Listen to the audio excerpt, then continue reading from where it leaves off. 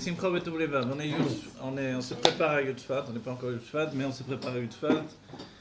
Ce cours du jeudi matin, il est lié au dévoilement de la Géoula, puisque c'est la dernière mitzvah qu'il nous reste à faire. Ça annule pas les mitzvot évidemment, c'est le dernier travail évident, c'est les Kabel Pnei Mashiach Tzidkenu. C'est-à-dire que tout ce que l'on fait auparavant s'inscrit dans la structure de les Kabel Pnei Mashiach Tzidkenu, recevant la face du Mashiach. Oui. Elon Nishmat. Edith Anina Batrozin. Edith Anina Batrozin. Ça c'est Michel Ben Deya, et Suralola Bat Machidato, et Yosef Jerilevi Ben Suralola. Amen. Yaakov Ben Yehuda. Yaakov Ben Yehuda, et puis Moshe Ben Yaakov qui vient de chanter. Et Shoshana. Voilà. Tous les enfants d'Israël, tous ceux qui me demandent, et que voilà. À l'infini, se rajoutent dans ce cours. Et tous ceux qui sont partis, qui viennent immédiatement Betriat Hametim. Amen. Quant à la Refouach Lema, que plus personne ne soit malade, puisque on sera guéri pour l'éternité. Voilà. Ce que l'on veut, c'est la vie éternelle, c'est ce qui nous attend, c'est ce que l'on va vivre. Voilà. Yud Shvat, ça se prépare aussi avec des mamarim. Dans la Chassidut Chabad, on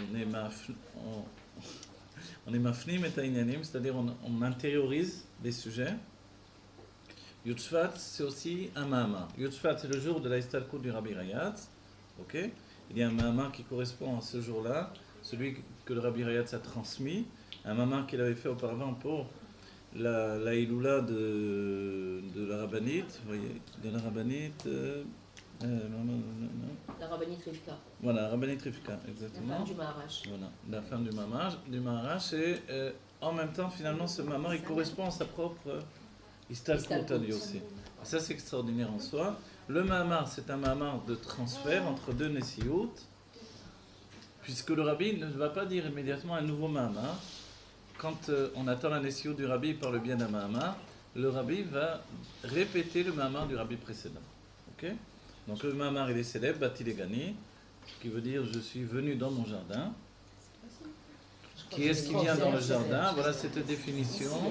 C'est le Yesod qui vient dans la Malkout, c'est le Rabbi Rayatz qui vient, s'intériorise dans le Rabbi Melech Mashiach. Comme il est dit, Al Tagidu Nishmato Eden, ce que le Rabbi Rayatz a dit par rapport à son père, ne dites pas que son âme est au Eden, ce qui n'empêchait pas qu'il écrivait comme ça lui-même. Mais il a exprimé cette chose-là, et là Nishmato Bi, son âme est en moi. Et le Rabbi reprend la chose par rapport au Rabbi Rayatz, ne dites pas que son âme est dans le Gan Eden, et là Nishmato Bi.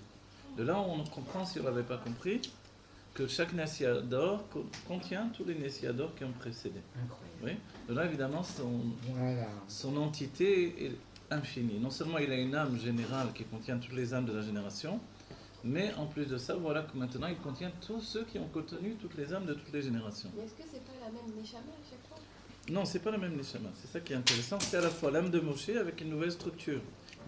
La définition de même Neshama, en réalité, ça n'existe jamais. Vous voyez, quand on étudie le Shar HaGilgulim, on apprend ça, c'est qu'il y a toujours une différence, qui fait que quand il y aura Triat Hametim, toutes les âmes reviennent, dans tous leurs corps différents.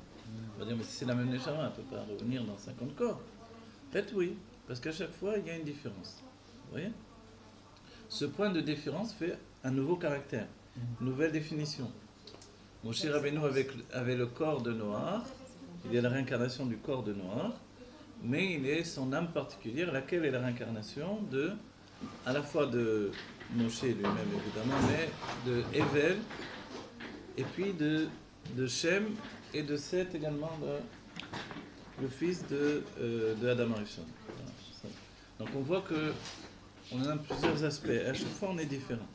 Moshe c'est pas Evel, mais c'est Evel réincarné avec une nouvelle définition. Nous-mêmes on est différents. Aujourd'hui, qu'est-ce qu'on a de particulier? Nous sommes venus au monde pour recevoir la Géoula Mitidat Lema. D'accord? Recevoir la Géoula, c'est passer au stade actif de la Géoula. C'est ça le point différent.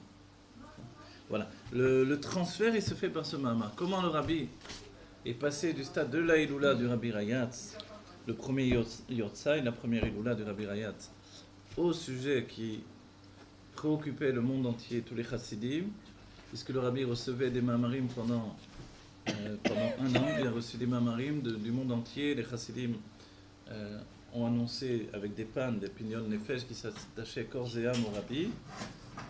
Et la réaction du Rabbi, c'était « Je ne vois pas de... Qu'est-ce que vous me voulez? Je ne vois pas de qui on parle. » Quelquefois, il rejetait même les lettres qu'on lui transmettait, etc. Donc le rabbi ne voulait pas entendre parler de ça. Pourquoi ça? Et le rabbi, pendant un an, il a pleuré. Être Le rabbi, quand on lui a demandé, on a envoyé des télégrammes, des pannes, etc. Ouais. Il y a une flèche d'attachement au rabbi. Le rabbi, vraiment, ne se sentait pas concerné. C'était son comportement jusqu'à un certain moment où la rabbinite elle-même s'en est mêlée également. Et que un chassid également a fait des rêves où il a vu le rabbi Rayatz qui disait à ce chassid: pourquoi vous êtes triste, pourquoi vous pleurez? Il a dit: mais on est seul, on est sans berger. Et le rabbi Rayatz a dit: mais je vous ai laissé mon Mendel. Voilà. Et il a rapporté ce fait-là, il a rapporté cette histoire au rabbi, et on dit que c'est à partir de là que le rabbi a transformé son comportement. Voilà, de comportement qui était pratiquement presque agressif quelquefois. Parce que le rabbi ne voyait pas du tout quel rapport avec lui. Non, mais il a quand même laissé un an, on dirait qu'il a respecté. Il a un an, Oui, un an de pas, passation. 18 mois. Un an de passation, c'est énorme chez les chassidim Oui. en réalité. Ah, oui. C'est vrai que le rabbi Rachab, c'était 10 ans. C'est énorme encore plus, évidemment. Mais on va dire pourquoi le rabbi Rayat, c'est pourquoi le rabbi réagit comme ça. Parce que la chassidut Rabbah dira, le rabbi Rachab, je me suis trompé, c'est rien. Le rabbi Rachab a attendu 10 ans avant de recevoir sa Nessiut. Et le rabbi Rachab a dit: si j'accepte la Nessiut, si je deviens un rabbi, je démontre que un rabbi c'est des dévoilements, c'est pas l'essence. Or un rabbi c'est l'essence, c'est pas les dévoilements. Donc lui il se sentait pas au niveau de l'essence. Ça fait comme Moshe Rabbeinu. Quand il a accepté, il a accepté. C'est-à-dire ça c'est la vraie définition. Comme David Avener, comme Moshe Rabbeinu qui voulait pas. Moshe Rabbeinu il dit: quel rapport avec moi? J'ai rien à voir avec le fait de ne pas être le rabbi des Juifs. Qui lui a dit qu'il serait le dernier? Qui a dit, non, le rabbi après plus tard va expliquer que c'est la dernière situation. Il y a une définition, si vous voulez, ce que certains parlent et que ça aboutit à des conclusions un peu bizarres. Il y a la définition de 9e génération, c'est la génération du rabbi, comme on a vu dans le Mamar, dans des Mamarim, ou plus précisément Parashat Bo. 9e génération depuis le Baal Shem Tov. Voilà. 7e génération des Rebim depuis l'Admorazaken. 9e génération depuis le Baal Shem Tov, donc Baal Shem Tov, Et le Magui de Mezrich. le Magid de Mezrich, voilà. Et finalement, la 10e génération, c'est la génération du Melech HaMashiach, c'est-à-dire le passage du Rabbi au stade effectif, comme dit le Rambam, Mashiach Vadaï, de Melech HaMashiach. N'oubliez pas, ceux qui précèdent, c'est Cheskat Mashiach, c'est toujours la 9e génération. Le Rabbi demande, il faut désigner qui est Mashiach, c'est une demande du Rabbi. De là, les chassidim sont tournés vers lui et ont vu qu'il correspondait exactement, parce que le Rabbi a dit: il faut statuer d'après les halachot du Rambam. On voit que c'est toujours actuel. Quand des chassidim, Chabad également, aujourd'hui nous disent tel Rav c'est Mashiach, on dit: d'accord, montre-moi. Est-ce qu'il est de la descendance de David en passant par Shlomo? Non? Alors vas-y, laisse-moi. Voilà. Disons que peut-être il étudie la Torah jour et nuit. Bravo, c'est bien pour lui. Mais est-ce qu'il a poussé tout le peuple juif à faire Torah Mitzvot? Vous voyez? Donc s'il n'a pas des conditions de base de Cheskat Mashiach, on ne peut même pas envisager qu'il soit présenté aux élections.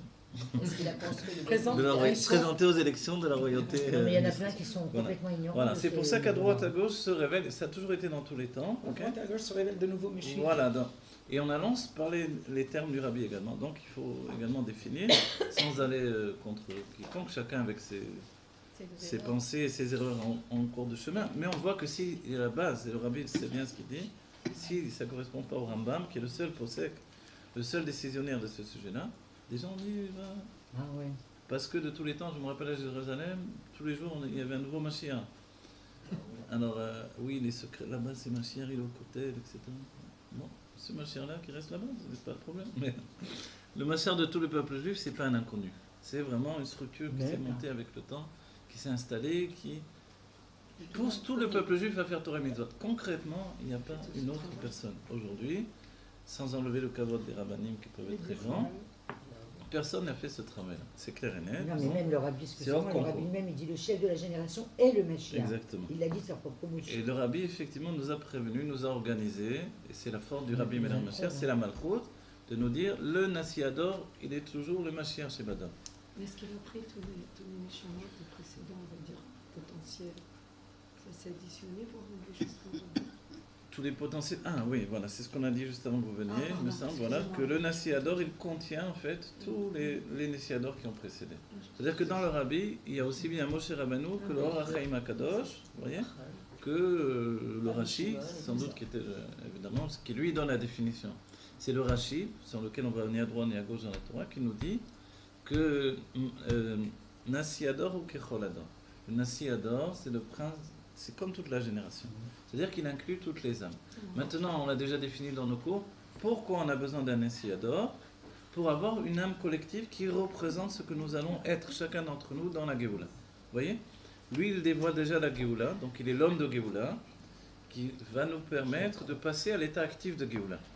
Parce que sinon, on va dire, mais où on va le construire, cet homme-là de Géoula? Sur quelle, vous voyez? Sur quelle représentation, quelle base? En fait, la base, elle est déjà dans le Rabbi. Comme nos âmes sont connectées à celle du Rabbi, dès le moment actif de la Géoula, hop, on reçoit nous aussi le côté de l'âme générale qui contient tous les Juifs. On se rattache à l'entité de Adam Arishon. Excusez-moi, juste une question parce qu'on me la pose souvent. Vous avez, Non, parce qu'on oui, me la vous avez pose bien souvent. faut que je intégré ce réponde. que j'ai dit? Tout à fait. Dites-moi, je vous suis très bien. Ouais. Et qu'est-ce que je voulais dire? Ah oui. Et moi, parce qu'hier j'ai répondu à quelqu'un, bon déjà, mais si on me la pose celle-là, parce qu'on me l'a souvent posée, est-ce que le Rambam il dit que le Mashiach doit se voiler et se redévoiler, c'est-à-dire quitter ce monde? C'est pas dans le entre Rambam. guillemets. C'est pas dans le Daniel Rambam. qui dit ça. C'est dans plusieurs endroits. C'est le Rashi. Non, Dans comme le ça, Sefer- je sais quoi Non, je vous répondre. réponds. Dans le Sefer Daniel dit Daniel, ça. c'est rapporté les Mefarshim dans le Sefer Daniel. D'accord. C'est dans le Zohar, c'est dans Voilà. le Harizal, Il c'est y a dans des le parties, Ramak. je réponds. Voilà, le Ibn Ezra. Alors ils disent qu'il quitte ce Il y monde. a cette notion. Et après, il se Moshe redévoile. Rabbeinu, que l'on, voilà, que nous Comme le Moshe sachions ou Rabbeinu. non, est venu. Faut que je le voie. Il a annoncé la Géoula C'est vrai. et il est reparti. Il est Un reparti. groupe seulement l'a suivi, et là je l'ai vu écrit dans les paroles du Harizal, c'est que un groupe seulement le suit. Ensuite, il y a deux versions avec le Zohar et le Harizal. Ouais. Un qui dit qu'il rentre, il disparaît, il va chercher les Nun Sharebina pour les donner au peuple juif, c'est la Géoula. Oh là là. Et l'autre explication, il rentre dans la mort, il tue la mort de l'intérieur. C'est quoi Kenet Sipor? Hein Kenet Sipor. C'est l'endroit où se trouve le Mashiach. Dans le Olam Asiya, Ah, il y a oui, Kenet Sipor, Ken oui. Sipor et Ah, Chal oui, Ken je me Sipor. rappelle, tu as eu Jibel Tammuz, on est tous rentrés dans Il y a cette des rabbins ligne-là. qui ont perdu la vie, Voilà. quand il s'est voilé, et qu'après C'est le nid de l'oiseau, c'est ça. Pourquoi? Ah, alors voilà, on a expliqué justement, on en a parlé un petit peu dans le dernier cours, on a fait un peu de d'eau sur ce sujet-là. Non, mais je vous le dis quand même, c'est une bonne question. La définition, Qu'est-ce qu'elle a c'est. dit Non, pourquoi il y a eu au sein même de Chabad finalement. Ah ouais. Qui ont perdu la boule Voilà. alors qu'ils s'est voilé. Complètement. On désigne déjà, vous Et savez qui était contre. qu'avant la Nessio du Rabbi Melech Mashiach, il y a eu aussi un moment de passation après la statue du Rabbi précédent. Tout le monde n'était pas d'accord que le Rabbi, Ils prennent la suite. voilà, que le Rabbi qui était trop moderne aux yeux de la plupart, d'accord. Un Rabbi moderne de cette manière-là, on n'était pas habitué, avec un borsalino, avec comment dire, une veste courte. C'était pas dans les kelim des chassidim de Russie, évidemment, ni de Pologne, à l'époque où j'étais encore en Pologne. Donc c'était un moderne, cet homme moderne qui avait étudié dans les universités, qui plus sait qu'il n'avait pas étudié à Tampret Mimim. Alors c'était un étranger, le Rabbi Ouais. était un étranger, comme Moshe Rabbeinu était un étranger. Mais en Oui. même temps, il y a eu, là, on a vu là, sur une vidéo l'enterrement là, du Rayat. La majorité des hommes qui étaient là, ils n'avaient pas la Ils barbe. n'avaient pas de barbe. ouais. C'est la catastrophe de la Voilà. manière. Ça m'a un petit peu. Envoyez-moi une Voilà. France, hein, vous informez de Rabbi Raya. Alors, voilà, pour terminer le truc et la réponse, tu peux mettre la carrière. En fait, donc certains pensaient que le Rav Shmuel Gourarié pouvait être le Rabbi. Pourquoi? Entre autres la femme du Rabbi Rayas, parce qu'il correspondait beaucoup plus aux normes traditionnelles, on va dire. Ouais. Donc il ressemblait beaucoup plus à l'allure du Rabbi Rayas lui-même. L'Avdil, parce que le Rabbi Rayas c'est au-delà de tout le monde. Mais l'image même moderne du Rabbi n'était pas accessible. Et le Rabbi était un étranger, pour la plupart. Y compris peut-être, dans cette définition, pour la rabbinite, la femme du Rabbi Rayatz, qui était une femme au niveau du caractère Ouais. très dur. Ouais. D'accord. Son nom c'est Nechamadina. Voilà. Elle était très dure de caractère. Ah bon? Oui. Autant le Rabbi Rayatz était ouvert et chesed, Ah, autant c'est évidemment complètement c'est toujours le chesed. pendant dans les couples, même chez les tzadikim. Donc elle a été assez dure. Et elle ne voulait pas du Rabbi comme. Elle ne voulait pas du Rabbi Melech Mashiach comme Rabbi. Bah, dis donc. Elle voulait du Rav Shmuel Gourarié, et au début, elle a même refusé de Ah, ils transmettre. n'avaient pas des bons rapports. Et ils avaient des rapports respectueux, mais au moment de décider, elle aurait préféré son autre jambe. Elle avait deux jambes, il ne faut pas oublier. Bah, dis donc. C'était la famille. Donc, et pour l'autre jambe, qui lui pensait qu'il pouvait être rabbi aussi, ce qu'il a fait décider, tout ça donc c'est lié à l'Utfa, c'est que quand il y avait des questions qui étaient posées, le rabbi disait je vais demander à mon beau-père. Et l'autre a dit comment tu vas demander au beau-père? Il dit ben, je vais aller sur le kéver de mon beau-père, je vais lui demander. Quand il s'est aperçu que le rabbi Rayatz parlait au rabbi, voilà, et lui donnait les réponses, il a dit mais c'est sûr c'est toi le rabbi, moi le rabbi ne me parle pas, donc c'est toi le rabbi, c'est pas moi. Et donc il s'est retiré, d'un certain point de vue, il a retiré sa candidature. Le Rav, voilà, l'autre beau-frère. Mais la femme de Bourragé, elle a jamais accepté, c'est mal passé. Il y avait un truc avec Rayamushka. Mais après lui-même, il a pris parti, vous vous rappelez, au moment de Dida Notsar, quand il a fallu prendre parti contre son propre fils, qui avait volé les écrits, vous vous rappelez? Donc le Rav Shmuel Gourarié a pris possession, a pris position parti, pour le rabbi. voilà, position pour le rabbi. Et la femme, elle est allée rejoindre son fils. Et le rabbi a dit on a gagné un chassid. À ce moment-là, il a montré qu'il était un chassid du rabbi lui-même. C'est énorme, c'est-à-dire il s'est opposé à sa femme et à son fils pour rester attaché à son rabbi. Excusez-moi, je reviens sur Abirat, je suis choquée là ce que vous me dites. Alors on revient, on va dire Non, de qu'est-ce qui sa s'est mère, passé. comment elle n'a pas vu Non, que sa c'est- femme. Ah. Non, sa mère, vous m'avez dit. Non, sa femme. Ah, sa femme, oui, pardon, sa femme. Excusez-moi, je me suis trompée. Comment sa femme? Oui, sa femme. Comment c'est passé finalement? Ah ouais, j'aimerais Mais bien. vous avez deux jambes, donc vous pouvez bien prendre parti pour l'un que pour l'autre, vous voyez? Pour elle, c'était plus traditionnel, il ressemblait plus à son mari finalement. Attendez, Le je comprends rabbi pas. C'est la est- mère ou la femme qui ne voulait pas du Rabbi Rayat, qui soit rabbi? La femme du La rabbi femme du Rayat rabbi. ne voulait pas du rabbi Melach HaMashiach. La belle-mère du rabbi.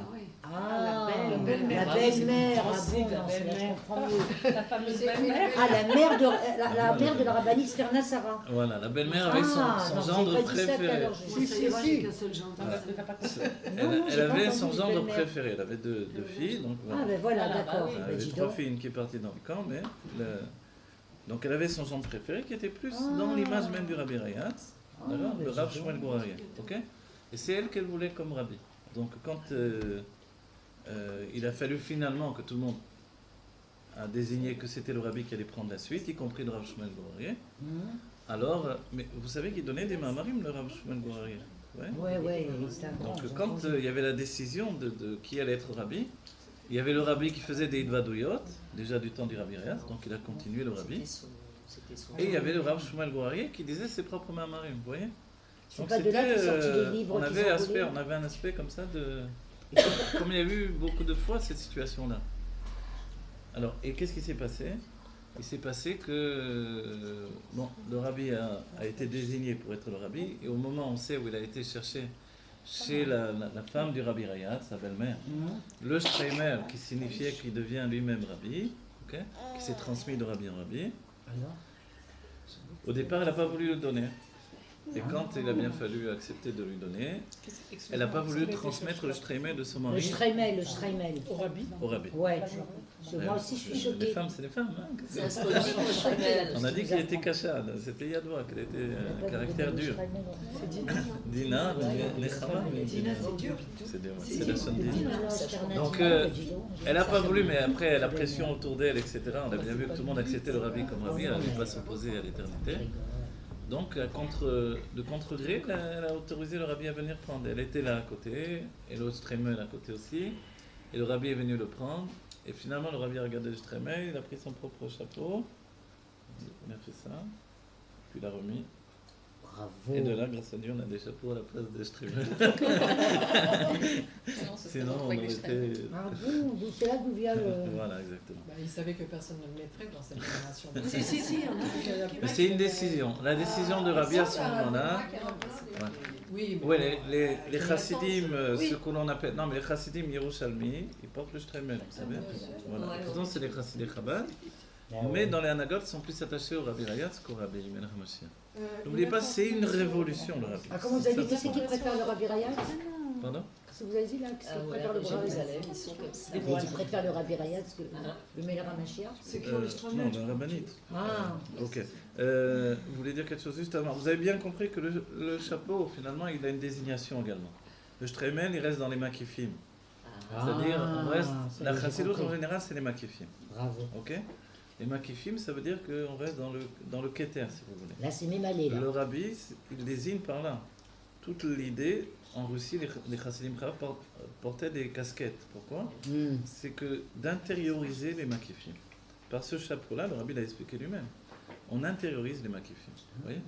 Donc, c'est-à-dire que l'inconscient, le but de l'étude de la chassidut Rabban, ce n'est pas que l'inconscient reste loin de nous et qu'on n'arrive pas à le gérer et que de temps en temps il nous explose avec des tics, des tocs et des... Ouais. Alors quoi? Alors finalement on intériorise et il devient quelque chose que l'on va gérer de plus en plus dans notre personnalité consciente. C'est le but de la chassidut Rabban. Et c'est ça les Kabel Pnei Les Kabel Pnei Mashiach, c'est aussi de cette manière-là, effectivement, par l'étude. C'est pour ça que jusqu'au bout, il y a une nécessité d'étudier pour mettre vraiment notre Keli intellectuel en place pour recevoir le Pnei, la Panim. Et ceux qui se sont avancés le plus, non seulement vont provoquer la Géoula, mais seront déjà en place pour étudier directement avec le Rabbi Meir HaMashiach. Vous voyez? D'autres auront besoin d'une période de préparation, d'adaptation, c'est normal. Ok? Voilà. Alors, si vous voulez, on dit au moins un passage du Rabbi du Rabbi Rayatz, du Mahamar du Rabbi Rayatz. Que Dieu bénisse ces Nidvadot, que Dieu bénisse chacun, chacune. C'est un cours de femmes à la fois, tous les jeudis, sur le Rabbi Rachab. On bénit avant tout la maîtresse de maison qui investit de son temps, de son argent, de son makom. Voilà. Et évidemment, que Dieu bénisse son mari, qui devient de plus en plus un chassid du Rabbi Meir HaMashiach, de plus en plus de manière dévoilée, un mariage pour sa fille. Voilà. Et voilà, on vend des bougies à 300 000 Et on vend des bougies à Pourquoi des 300 000. bougies? Non, le dollar de Rabbi. Bah, pourquoi? Ça vaut le coup les bougies. C'est le style. Là, c'est une paquet de bougies, vous la vendez. Ouais, c'est le style. Et en plus, on est au 8, hein, quand même. Qui aura Oui, ce qu'on je te a jure, mis on devrait voilà. avoir des conseils. Nous, on ne vend pas les bougies. La bougie, c'est une transmission. Elle est gratuite. Voilà. Mais après, il faut travailler de soi-même pour l'intégrer. Okay? Voilà. בסייעתא דשמיא, ליל שבת פרשת בשלח, י"א שבט, אחרי קבלת שבת, מאמר הלב, התש"ח. C'est la création du monde, hein, avec le Hé.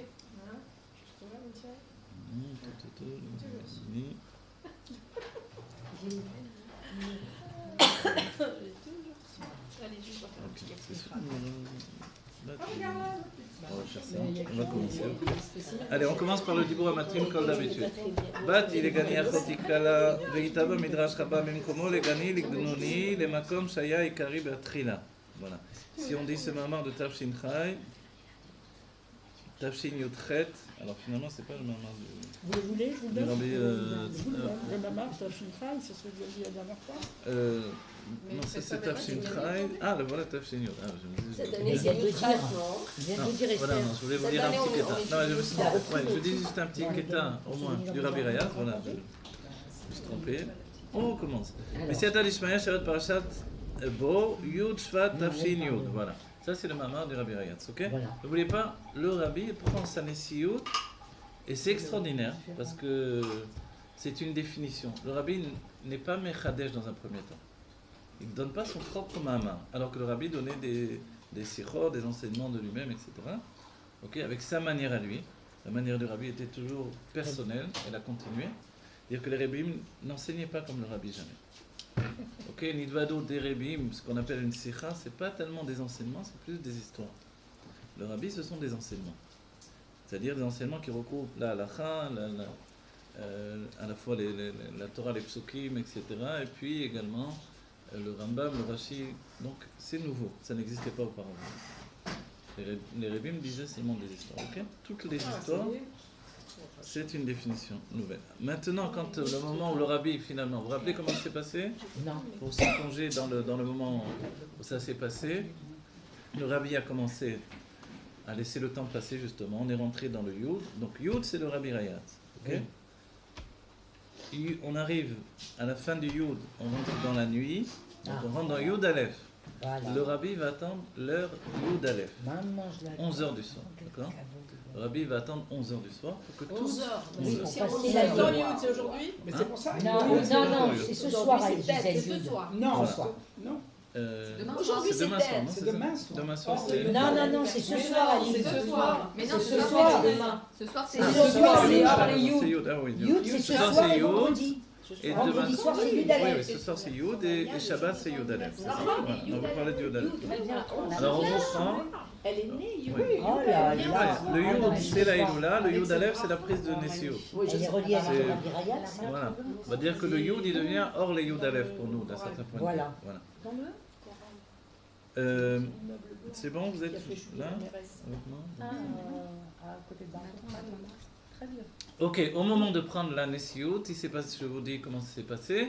Le rabbi, alors que tout le monde était autour, tout le monde attendait, etc., etc., le rabbi jusqu'au dernier moment pleurait. Et puis, le rabbi a commencé, on a demandé au rabbi qu'il parle, qu'il prenne la parole. Et le rabbi a commencé à dire une sikha. Il a repoussé l'heure de cette manière-là. Et à un moment, il y a un vieux chassid qui s'est levé et qui a dit, tout ça c'est bien beau, mais nous on veut entendre un mahama. Et le rabbi a pleuré énormément. Et puis finalement, quand est arrivé 11h du soir, donc vous imaginez, ils ont attendu jusqu'à 11h du soir dans la choule, le rabbi a commencé à dire le mahama, il a demandé qu'on dise le nigoun et il a entamé le mahama de Batilegani. Et là c'est intéressant, le rabbi n'a pas donné un nouveau mahama. Il a mis les pendules à l'heure vrai, hein. à partir du fait de sa définition. La définition du rabbi c'est je ne suis pas entre guillemets, un nouveau rabbi, je suis juste le malé makom. Malé, voilà, je suis celui qui tient la place du rabbi précédent. Bidjo. Voilà. Cette définition, elle vient de l'état de Malchut, la royauté. Il est dit, en la migar makom, elle n'a rien d'elle-même. Donc c'est sa définition. Ceux qui ne connaissent pas ça, évidemment, ils ne comprennent pas qu'est-ce qu'il veut le rabbi, puisqu'on attend qu'il lui soit rabbi. Pourquoi il dit, je ne suis pas le rabbi, c'est le rabbi précédent. Ouais. En fait, c'est la Malchut qui sent que ce qu'elle a, elle peut exprimer ce que le Yesod va lui donner. De là, la définition de ce Mahama, Bati Legani. Bati Legani, c'est l'âme du Rabbi Rayat qui vient dans l'âme du Rabbi et qui dit cette explication dans le Midrash, c'est Rabbi Menachem, justement. C'est très intéressant. Donc il y a déjà la structure même du nom. D'accord? Alors voilà. Donc le Rabbi, finalement, va commencer à dire le Mahama, Bati Legani. On a l'enregistrement. Il paraît qu'il a été diffusé Avec dans le une monde voix. entier, non? J'ai vu Non, ça. pas tout de suite. Il n'a pas été Ah bon? diffusé C'est ce dans qui est le écrit sur le dernier je sais pas. Directement dans le monde Ils entier? ont dit premier discours qui a été diffusé dans le monde entier. Ah, premier Oui, discours, c'est écrit. mais pas le... Pas en live. Je pense Avant, pas il y qu'il y avait avait... Ah. le live. Pas le jour même. Il n'y avait pas Facebook Live. Non, il n'y avait pas de structure Je sais encore. pas, Elle c'est va ce se que j'ai mettre vu en dans place le après. ouais. Après. T'imagines? Bah, tu vois dans le dernier. Voilà, il est écrit ici Yortzeit Kvod Imo, donc c'est le Rabbi Ratz qui dit Skenato Arabanit Atzitkanit Marat Rivka Nishmata Eden Schuta Yagen Alenu. Voilà. Rabbanit Rivka. Ok.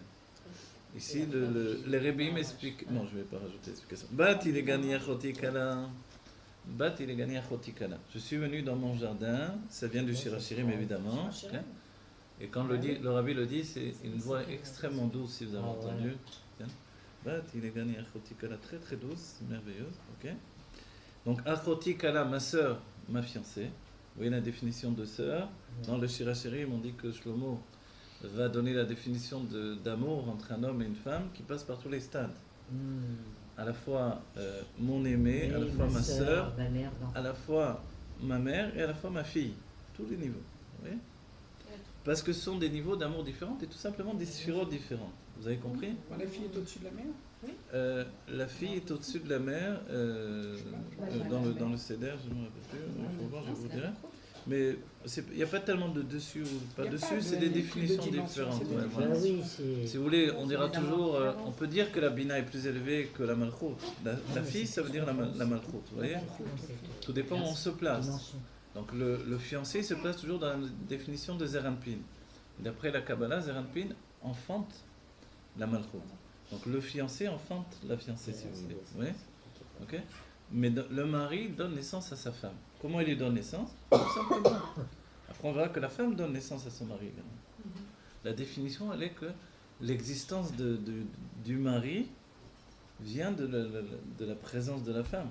Sinon, il ne serait jamais un mari. Donc, c'est simple dans ce sens-là, le premier sens. Vous voyez? Donc, la même chose en sens inverse. Il lui donne sa définition de femme, donc il enfante dans la situation de femme qui n'existait pas auparavant. Vous voyez? C'est une nouvelle structure qui n'existait pas. C'est ça le sens d'enfanter. Dans le premier sens de la Kabbalah, on va dire. Ok. Maintenant, c'est des niveaux d'amour différents. Ici, ce que l'on voit, Achoti Kala, d'après le Shir HaShirim, alors qui a défini l'amour entre Dieu et le peuple juif comme l'amour entre deux fiancés, deux aimés, qui n'arrivent pas finalement à se rencontrer. Le but ici, c'est que finalement ils se rencontrent. C'est la définition de différence. D'après ce passouk, les gani, bati les gani, dans mon gan à moi. Okay? On va voir la suite. Achoti Kala, ma sœur, ma Kala. Ve'ita ba midrash rabba bimkomo. Il y avait dans le midrash rabba bimkomo. Je réfléchis en même temps de vous dire. Je ne l'ai pas expliqué, mais c'est évident. Pourquoi on dit Achoti Kala? Quand on parle de Zerampil, vous vous rappelez, dans les premiers temps, le terme de l'âme sœur, ça veut dire qu'au début du monde, on naissait avec son âme sœur. C'était ma sœur réellement. C'était tous ces jumelles, ouais. Pour ça, je dis, il peut y avoir un grand Yetzirara entre les frères et sœurs. Il faut se protéger, faire attention. Parce que, à la base, c'est ce qui existait, originellement. Vous voyez? La notion de âme sœur. C'est-à-dire qu'un homme n'allait pas chercher à l'autre bout du monde sa kala. Voilà. Sauf Adam Arishon, Adam Arishon, elle était en lui, c'était un autre niveau. Il va enfanter sa propre femme. Vous voyez? Mais auparavant, Caïn et Evel sont tous les deux nés avec leur femme. Il est dit même que les Shvatim, jusqu'aux Shvatim, on dit que chacun est né avec sa femme. Même les tribus. Voilà. Même les 12 tribus, ils avaient la jumelle. Voilà, exactement. Donc en fait, cette notion-là, pour nous, c'est une définition qui vient de Zerampin. Dans les mondes divins, les sentiments divins, le vav du nom de Dieu, et le frère du nom de Dieu, la malchoute, la royauté. C'est-à-dire que la parole et l'action sont comme la fiancée et la sœur des sentiments. C'est-à-dire que quand je parle, j'exprime toujours mes sentiments. Vous voyez? C'est un couple. Il y a deux couples. Le couple des sentiments et de la parole, de l'expression. Pourquoi je parle? Pour exprimer mes sentiments. Okay? D'un autre côté, dans l'intellect, je n'ai pas besoin de parler. C'est une unification entre Chorma et Bina. Les parents s'unissent de manière secrète. Mais l'union dans l'expression du frère et de la sœur, c'est exprimé. Vous voyez? Ce n'est pas une union physique, évidemment. C'est une union spirituelle. Okay? Donc, c'est cette définition ici qui apparaît également. Bati legani achoti kala. Je désigne une chose importante. Le Rabbi Rayatz termine le monde de Hatzilut en tant qu'influence du monde de Hatzilut. C'est pour ça que le Rabbi dira, je vais demander les brachot à mon Rabbi, au Rabbi Rayatz. Je suis juste là pour continuer le travail du Rabbi Rayatz. Parce qu'en vérité, toute l'influence du monde de Hatzilut, du monde de l'émanation, s'arrête au niveau du Rabbi Rayatz qui la transmet. Alors on va dire, quel est le travail du Rabbi dans ce cas-là? C'est la révélation. La révélation, pour nous, ça fait toute la différence. Compte tenu que la révélation de tout ça, c'est apporter concrètement la Géoula, la révélation, finalement, du Rabbi, c'est que tout ce qu'ont fait les Rabbim, c'est pour apporter concrètement la Géoula. Voilà. Mais il n'avait pas marqué aussi fortement, ils ne s'étaient pas tournés vers les non-juifs aussi distinctement, ils n'avaient pas affirmé entre eux, quoi, voilà, la structure de roi de manière aussi impliquée et affirmée, ok. Mais mon état à moi, c'est la révélation. C'est-à-dire que le Rabbi nous dévoile tout. Il nous révèle également nous-mêmes. Et ça, c'est très important. C'est-à-dire que jusqu'à présent, nous-mêmes, on aurait pu penser qu'on n'était pas Shaya. On n'était pas relié à une Géoula qui pouvait arriver de notre époque. Vous voyez? Par une anava fausse ou réelle, on aurait pu penser que la Géoula n'est pas en correspondance avec le niveau que l'on a. Parce qu'a priori, quand on regarde autour de nous, on dit... Bon, ce sont les âmes les plus basses de tous les temps. Okay? Mais en même temps, le Rabbi nous définit que nous sommes des tzadikim. Et que des forces spéciales et particulières nous ont été accordées aujourd'hui. On peut dire que c'est un makif, mais le makif il est extrêmement proche. Et comme le but de la Chassidut Chabad, c'est d'intérioriser le makif, donc le makif ça veut dire ces lumières divines qui m'entourent comme mon inconscient, vous voyez? En fait, comme on les intériorise, forcément tous les jours on est encore plus tzaddik. Vous voyez? Donc c'est pour ça que l'ordonnance de la génération, c'est Léoded. Dans la génération des Rabbi Rayatz, on cassait encore. Vous voyez, dans les Madriot, on se cassait les uns les autres. faisait une sorte de psychanalyse un peu ardue comme ça, d'attaque. C'est normal parce que lui, il était dans la clipa de... je veux dire, il est rentré dans la clipa, le Rabbi Rayatz. Il n'était pas dans la clipa, mais oui, il est... Non, vous voyez ce que je veux dire, il est rentré dans... si vous Donc voulez, nous aussi, on était c'était une à manière de l'image faire du Rabbi Rayatz. qui permettait d'avancer plus vite. Aujourd'hui, on ne peut plus avancer de cette manière-là.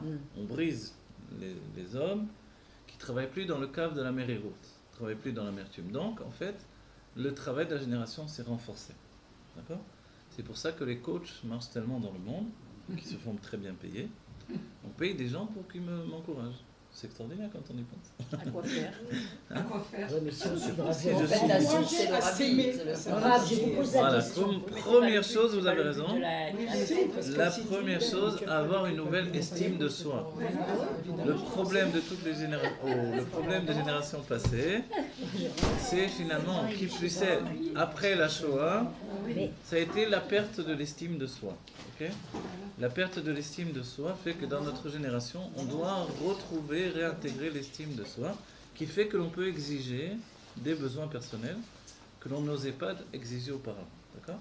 C'est-à-dire, non seulement j'ai le droit d'être aimé, mais j'ai la volonté d'être aimé, et je suis là pour ça. Quand on se marie aujourd'hui, on se marie pour être aimé. Tu veux pas m'aimer, c'est pas cher, vous voyez ? D'accord ? Donc, l'autre également, évidemment. Je peux comprendre qu'il veut être aimé et que l'on doit passer au stade actif de l'expression de l'amour. Mais pour ça, pour ce fait-là, on doit réaliser le fait de nous aimer nous-mêmes. Et c'est là où le Rabbi nous encourage. On a l'impression qu'on est un rachat vetovlo. Le Rabbi nous dit, ok, c'est ce qui est écrit dans le Tanya, mais des forces particulières t'ont été accordées aujourd'hui précisément pour accéder à la Géoula. À toi de les intégrer. D'accord ? Donc en fait, j'optimise ma situation, même si dans un coin je fais des fautes et je vois des choses pas bien et j'en sais rien, tout ce qui se passe dans la vie de chacun, quoi qu'il en soit, ou je réagis mal, ou je dis la shonara, etc., je me remets sur pied et je l'estime pour moi-même et je me dis, c'est pas grave, j'ai eu des moments de chute, je me remets en route pour le positif, pense bien, tout ira bien, et j'exprime le tzaddik qui est en moi. D'accord ? Et ça, c'est la génération du Rabbi Meir Mashiach. Et pour ça, il faut donner une transmission d'amour infini. Voilà. Bati Egani Achoti Kala, donc c'est déjà le Mahamar commence avec une expression d'amour. Le Rabbi Rayatz vient dans le Rabbi, il s'unifie avec le Rabbi. Et c'est ce que le Rabbi est en train de dire à grand jour. Il dit, le Rabbi Rayatz est en moi, c'est lui qui vous parle. C'est ça ce que le Rabbi nous dit. Encore plus cette année, puisque leur dosage et leur DTLIM, c'est la même gématria que Bati Legan. Ah, vous voyez, magnifique. Mais c'est de la Nous avons folie. Veita ba Midrash Rabbah Bimkomo, c'est très beau. Et il y avait dans le Midrash Rabbah, il dit que des belles choses. Voilà. Il y avait dans le Midrash Rabbah Bimkomo, les gan enktiv kan, et là les gani. Il n'est pas écrit les gan. C'est pas bati les gan dans le Shirachirim, bati les gani. C'est venu dans mon gan à moi. Ok? L'ignoni, c'est quoi le terme l'ignoni? Ça souligne encore plus. Vous voyez, quand on dit un prénom en hébreu, il y a Rivka, comment on les appelle dans le monde ashkenaz? Rivki. C'est-à-dire quoi? Ma Rivka. On veut dire ça en hébreu. Vous voyez? Vous comprenez? Rivki, Dvori, on dit, mais pourquoi ils s'appellent tous par I? Ouais, tout se termine par I. Voilà, même Aléni les Chabert. Aléni les Chabert. Esther, c'est Sarah, j'adore. Oui, il y en a, c'est beau, mais il y en a devient c'est quelque horrible. chose de chéri, de personnel. C'est ces définitions-là. Donc, il n'y a pas écrit le gan, bati les gan, les gani. Voilà. Bati les gan, ça fait balagan aussi. Donc. Ah ouais. Alors, bati les gan, les gani, mon gan à moi. Alors, on va dire, qu'est-ce que ça veut dire mon gan à moi? C'est quoi cette définition? Jusqu'à rajouter le mot dans le Midrash, l'ignoni, c'est-à-dire une définition même d'amour. Vous voyez? C'est presque un surnom dans ce cas-là. Oui. Voilà, d'amour, de proximité. Vous voyez, à côté de moi, proche de moi, c'est mon gan à moi, mon gan personnel. C'est peut qu'il soit tout petit, mais il m'appartient. Dans moi. Voilà. Et en fait, c'est la désignation du Yesod qui vient dans la Malchut. Okay? Le gan dans tous les mondes, quand on dit le gan Eden, c'est un état de dévoilement de la présence de Dieu dans son aspect le plus guishmak, on va dire, dans les termes de Chassidut, le plus ta'anoug, le plus de plaisir. Une âme vient dans le gan pour avoir du plaisir. De la même définition, puisque grâce à ce Mahamar, on accède 9e génération, celle du Rabbi Melech Mashiach, ou la 7e par rapport au Rebbeim, alors ça veut dire qu'on rentre dans une période de plaisir. De là, l'humanité s'oriente vers un désir d'avoir du plaisir beaucoup plus prononcé. Mais souvenez-vous que dans la Chassidut Chabad, de dire je veux du plaisir, ça équivaut à affirmer au monde entier que je suis une âme animale. Donc jamais on aurait dit dans la génération précédente je veux du plaisir. Je veux du plaisir, c'est comme ça, on n'a rien compris, vous comprenez? Je veux du plaisir, c'est l'expression de l'âme animale. L'âme animale, dit le Tzemar Tzedek, vous vous rappelez, un désir d'avoir du plaisir. Ok, donc personne n'allait oser affirmer ça. Mais dès le premier Mahamar, et c'est une transmission du Rabbi Rayat, on comprend qu'on rentre dans une génération de plaisir. Donc en fait, tout à coup, on peut affirmer ce plaisir-là et ça devient quelque chose de personnel. Et comme ça, on peut manifester la joie. Voilà. Et comme ça, on peut manifester la joie et avoir tous les niveaux de dévoilement qui n'ont pas existé auparavant. Je souligne également, rappelez-vous, dans le couple, le plaisir, c'est l'homme, alors que la femme représente la joie. On dit, quelle est la spécificité de la joie? C'est dur à dire ce mot, non? Essayez, vous allez voir. C'est dévoiler le plaisir. Qu'est-ce que fait la joie? Elle dévoile le plaisir. C'est-à-dire pourquoi l'homme qui est le plaisir ne dévoile pas le plaisir? Parce que le plaisir est secret.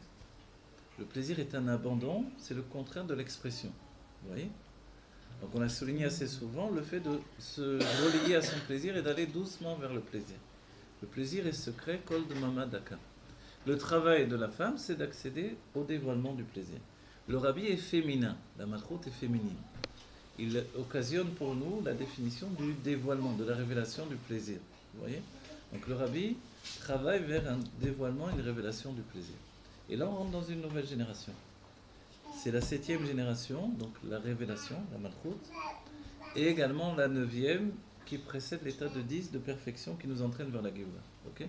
Donc on a dit le rabbi attend l'heure. Le rabbi est né le Yud Aleph, et il prend la Nesiut le jour Yud Aleph, et il attend l'heure. Et il attend, voilà, l'heure Yud Aleph. Yud Aleph, de Yud Aleph, de Yud Aleph. Voilà. C'est une volonté. On souligne qu'est-ce que ça désigne le Yud Aleph. Vous vous rappelez dans le Sefer Yetzira, dans le Sefer Yetzira, il est écrit Eser velo Echad Esre, Echad Eser, c'est la chaîne du Sefer Yetzira, Eser velo Tesha. Alors ici on ne comprend pas comment le rabbi nous entraîne vers le Yud Aleph, c'est-à-dire vers le 11, a priori le 11, originalement c'est pas forcément la Kedusha. Vous voyez? Comment ça se fait qu'on rentre dans le Yud Aleph? Comment ça se fait que ça correspond également à l'âme animale qui veut tout de suite du plaisir, qui l'affirme? En fait, c'est la définition non seulement des sphirotes en comptant le date c'est d'intérioriser la Vodat Hashem, mais également le Keter. Le rabbi ne veut pas pour nous simplement le date, il veut également le Keter. D'accord? C'est les deux définitions. Jusqu'à présent, dans le judaïsme traditionnel, on a toujours eu uniquement le date, ou alors le Keter. Le Baal Shem Tov est venu dévoiler le Keter. Le judaïsme avant le Baal Shem Tov, c'était le dévoilement du date. Date, ça veut dire finalement d'intérioriser les choses dans mon travail personnel. Oui, ça reste quand même limité. Voilà, ça reste limité à mon travail personnel, à ma notion de réalité. Le Baal Shem Tov vient dévoiler le Keter. Enon milevado, tout est Dieu, et je vis avec l'Ashgara Pratit, et je vis dans le miracle que tout est Dieu finalement. Ok. À la manière de Avraham Avinu. Le rabbi arrive, il fait quelque chose d'extraordinaire. Il nous dit, eh bien moi je renonce ni à l'un ni à l'autre. Je veux les deux.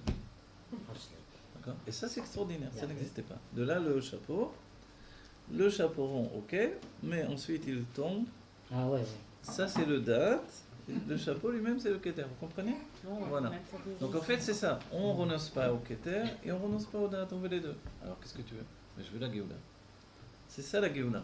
C'est-à-dire qu'on rentre dans le Yud Aleph. On a à la fois le date et le keter en même temps. Ça me fait rire, excusez-moi parce que vous parlez du chapeau. Mais je comprends mieux maintenant. La petite anecdote qu'il y a un racine que le rabbi a vu, et son chapeau il était légèrement relevé à l'extérieur. Et le rabbi l'a regardé et lui a dit, Dieu a voulu a désiré une maison ici-bas. Parce que son chapeau il était en l'air. Non mais ça me revient parce que vous avez parlé du chapeau. C'est exactement ça. Ah, c'est exactement ça. Exactement ça, voilà, on a compris. Donc c'est extraordinaire, sachez que ça n'existait pas avant. C'est une révolution. La rigueur. Voilà. Le rabbi attend qu'on arrive à ce Yud Aleph pour vraiment tout structurer dans le Yud Aleph. Et pour nous, c'est une nouvelle période qui a commencé. C'est-à-dire que ceux qui paraissaient mauvais auparavant, comme d'avoir du plaisir dans la nourriture. Aujourd'hui, ça fait partie des nécessités de notre quotidien, dans lequel on s'intègre tous dans une nouvelle structure d'un tzaddik qui n'existait pas auparavant. Un tzaddik et les plaisirs du monde, zéro, ça n'existe pas. Bah oui. Oh. Il n'y avait que chez le Yehudi Pachout où on trouvait cette définition. C'est vrai qu'il y a- Le Yehudi Pachout du Baal Shem Tov, qui lui avait du plaisir dans le monde naturel et qui pouvait prétendre à tous les niveaux d'élévation. Il n'est pas complexé d'avoir du plaisir. Voilà, il n'est pas complexé parce que ça n'éloigne pas de Dieu. Et dans la Vodat Hashem, a priori, le monde m'éloigne de Dieu. Aujourd'hui, compte tenu que le but c'est de rentrer dans la Géoula et ne plus sortir de l'exil, mais de faire de notre exil une Géoula, forcément, on ne doit plus lutter contre le monde. Voilà. On doit l'intégrer dans la Vodat Ouais, Hashem. il n'y a plus de combat. Voilà. Donc on voit que c'est des partis pris dans les Hanagot. Ceux qui décident de ne pas vouloir Internet, de ne pas vouloir des téléphones avec Internet, ceux qui décident, et ça c'est le chemin du Rabbi, de tout utiliser pour le ouais. bien. Voilà. Lui, c'est complètement le contraire. En chemin, je peux chuter, chacun peut chuter, Ouais. ne serait-ce que de passer une minute en Alors plus c'est permis Internet. avec mon pouce en l'air sur Facebook, mais le risque à courir n'empêche pas que l'enjeu final, c'est que Enon Milevado, l'etatar panomine, que tout soit rempli de Dieu. Voilà. Donc voilà, dans tous les WhatsApp qui sont bien et mauvais à la fois, évidemment, c'est du bien et du mal, en attendant que ce soit du bien absolu. Dans tout, Ça dépend ce qu'on en fait. Ça Ça dépend, dépend c'est comment pour on ça, se c'est du bien et du positionne, mal. ça dépend de plein de choses. c'est ce que je suis en train de dire. Voilà. Merci beaucoup. Et dans tous les Moi, je Facebook, pense pas, etc. c'est- Donc en fait, on a besoin d'accéder à ce qui est la. Voilà. Merci. Ok. On revient, on continue. Veita bamidrash Rabba minkomo legan en ktiv kanela legani leginuni de makom sheya ikari batrila, l'endroit qui était sheya ikari batrila. La définition c'est que des ikar shrina batartoni maïta, que l'essentiel de la shrina, je traduis comme ça dans le premier temps, après j'explique parce que c'est pas la vraie traduction. De la Shrina se trouvait Batartonim, dans ce monde matériel au commencement.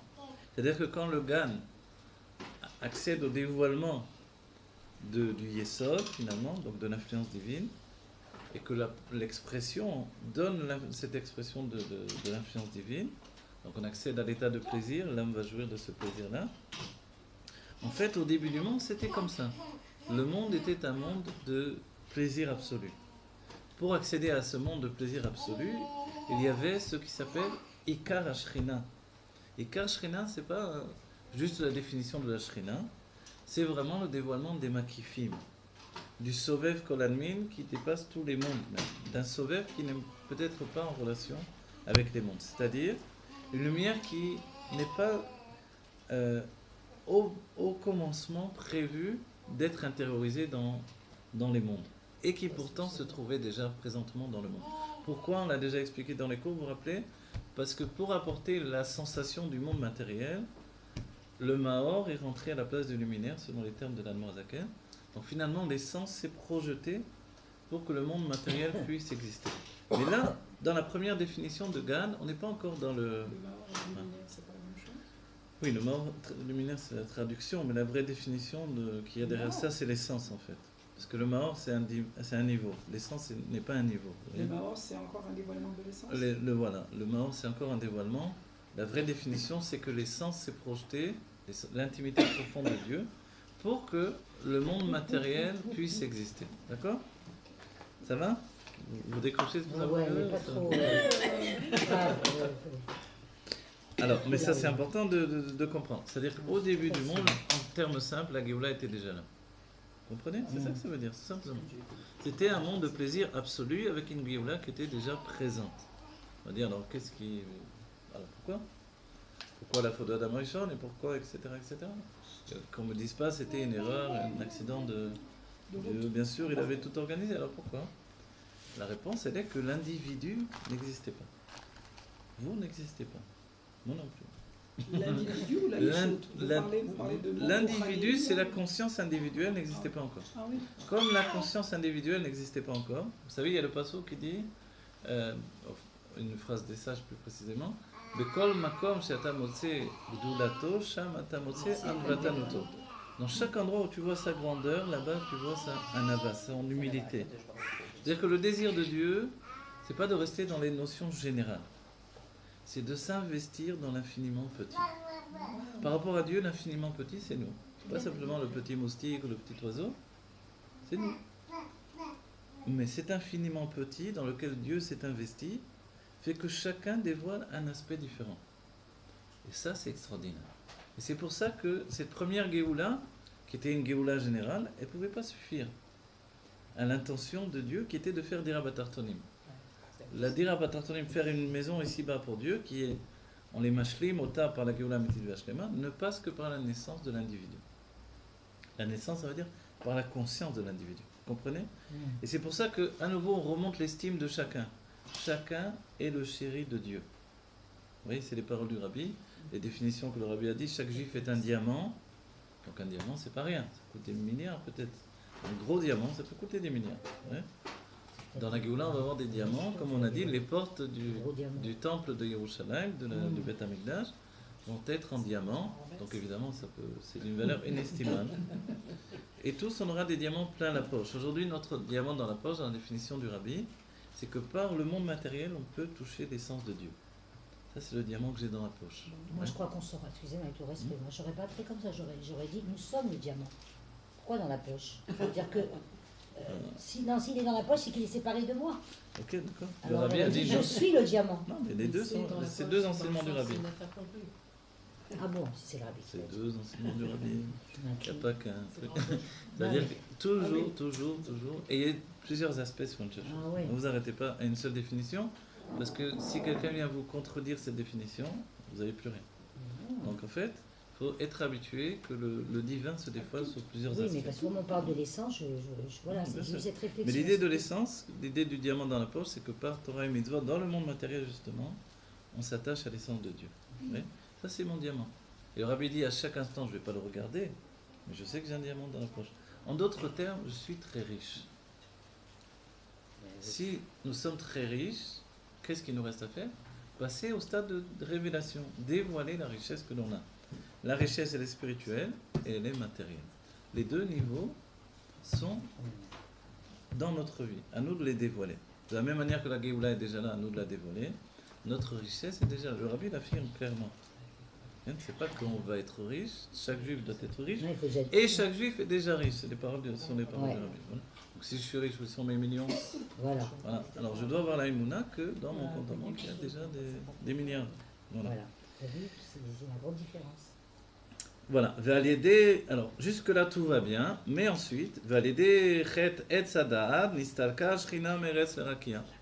par le fait de la faute du Etz Hada'at, la Shrina a commencé à se retirer. Okay? Donc la présence de Dieu dans son entité, on voit que ce n'est pas l'essence en réalité, puisque l'essence ne se retire pas. Elle est l'état de présence de l'existence. Okay? Dans les termes du Rambam. C'est-à-dire l'existence existe parce que l'essence est là.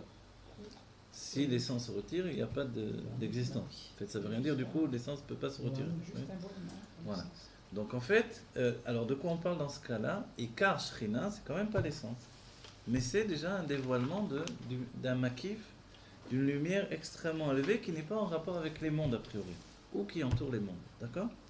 Et dès qu'il y a la faute, la Shrina, qu'est-ce que ça veut dire le terme Shrina? La Shon Shochenet.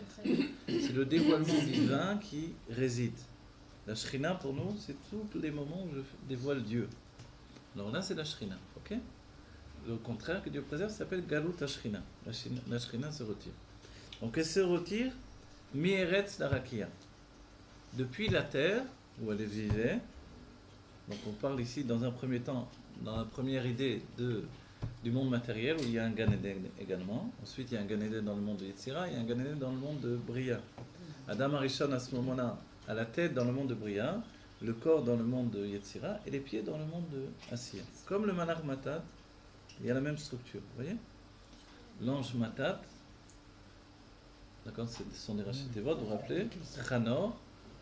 Non, c'est simple, je vous le dis. Vous aussi, vous avez la tête dans le monde de Bria, le cœur dans le monde de Yetzira et les pieds dans le monde de Assia. Ça veut dire quoi? C'est-à-dire qu'il y a en nous trois parties. Il y a un enfant, un adolescent et un adulte. L'adulte a toujours la tête dans le monde de Bria, c'est l'intellectuel.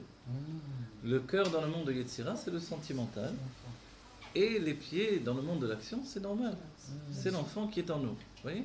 De là, l'Admorazaken dira que l'âme divine se dévoile dans les pieds dans l'enfance. Les enfants adorent courir. Dans l'adolescence, c'est le corps qui commence à rechercher l'âme sœur. Et dans l'adulte, alors, c'est l'intellect qui se met en place. L'adulte, c'est à partir du mariage. Okay. C'est-à-dire l'âge du mariage. On peut être en âge du mariage aussi à partir de la bat mitzvah, de la bar mitzvah. D'accord? Alors on est un adulte également. Alors on a dit, maintenant quand on dit, je précise pour qu'on comprenne, d'accord? Quand la Shrina s'élève de la terre vers la Rakia, qu'est-ce que c'est la Rakia? Alors dans la Gemara, Maseret Chagiga, là-bas on définit un petit peu les niveaux des Rakia. Il y a Sheva Rikiim, 7 niveaux de Rakia. Pourquoi 7 à nouveau? Parce que c'est l'état de révélation, d'accord? Comme il y a 7 Rebiim, etc. Donc en fait, de la terre vers la Rakia, vous vous rappelez la Rakia, qu'est-ce que c'est quand le monde a été créé?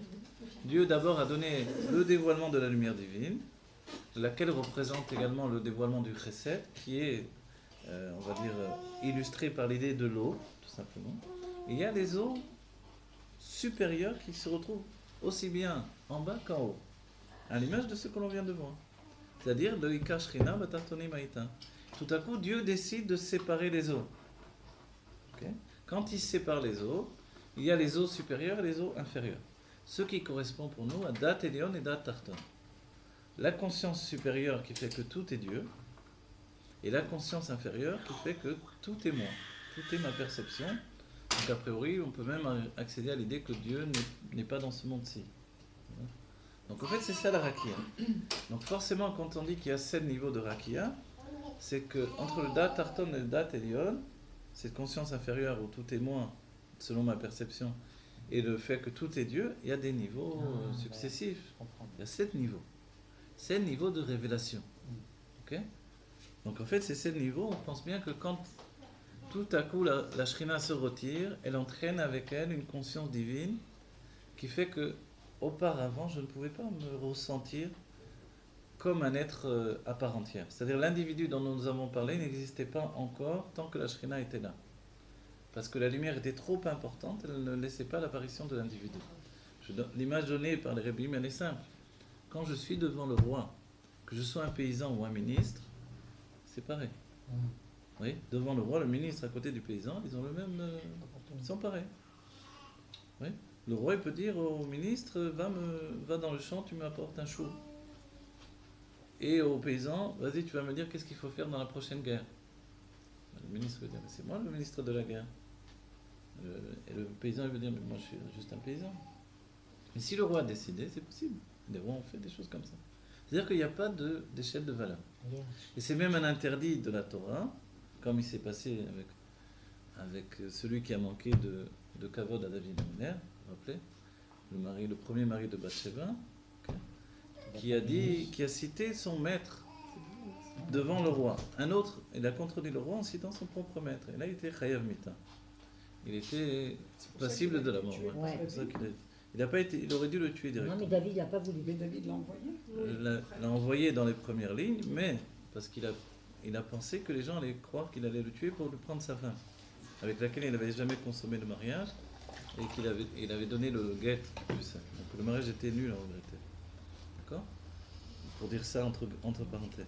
Mais quoi qu'il en soit, c'était juste pour vous citer le fait que devant le roi, on ne peut pas citer une autre source d'autorité. J'ai pas de maître devant le roi. Donc la même chose, quand Dieu est là, totalement dévoilé dans tout son aspect, c'est-à-dire que tout mon inconscient est une expression du divin, forcément j'existe pas. Si on me demande qui tu es avec un micro, vous voulez dire qui vous êtes, je suis Dieu. Ah, ok. Et vous êtes qui? Dieu. Personne d'autre que Dieu, vous voyez? C'est pour ça qu'on est un seul homme. On ne peut pas être plusieurs individus. Mais dès le moment où la Rakia se désigne comme une séparation, c'est-à-dire que la Shrina se retire, on accède déjà à cette possibilité. Il y a Dieu et il y a moi. On est deux. Mais c'est pas de sa faute alors, maintenant je comprends. Parce que C'est C'est ça pas qui de l'homme, dirait c'est la la vérité. volonté de Dieu. plus Dieu se. C'est-à-dire que quand il Adam a la Arishon conscience sort de du son- Gan Eden, il se retrouve immédiatement dans le monde de C'est Bria, la prise de la ok, conscience. mais il n'est plus dans l'intellect du monde de Bria. Il est plongé dans les sentiments du monde de Bria. Oui. Et tout à coup, cet intellectuel divin découvre qu'il était sentimental. Et les sentiments, c'est moi. Vous voyez, les sentiments, j'ai affaire avec moi-même. C'est-à-dire que tout à coup, j'ai des problèmes psychologiques que je ne connaissais pas du tout. C'est ça le sujet. Il se confronte à des problèmes psychologiques, c'est-à-dire qu'il ne connaissait pas c'était quoi la psychologie. Ça veut dire quoi? Alors, de là... non, ok. Et comme il n'y avait pas encore Freud, alors il ne savait pas quoi faire. Il était plus tranquille. Voilà. Donc vous avez compris, tant que la Shrina est présente, forcément, je n'existe pas, donc j'ai aucun problème. Dès que la Shrina se retire, compte tenu qu'il y a eu la faute, ok, maintenant la faute par rapport à ça, il faudrait l'expliquer différemment en vérité, mais bon, quoi qu'il en soit, la conscience apparaît, la conscience elle vient des sentiments, elle ne vient pas de l'intellect. L'intellect, le vrai intellect, il est froid, il est prinat chokhma, la chokhma elle n'existe pas elle-même. Oui.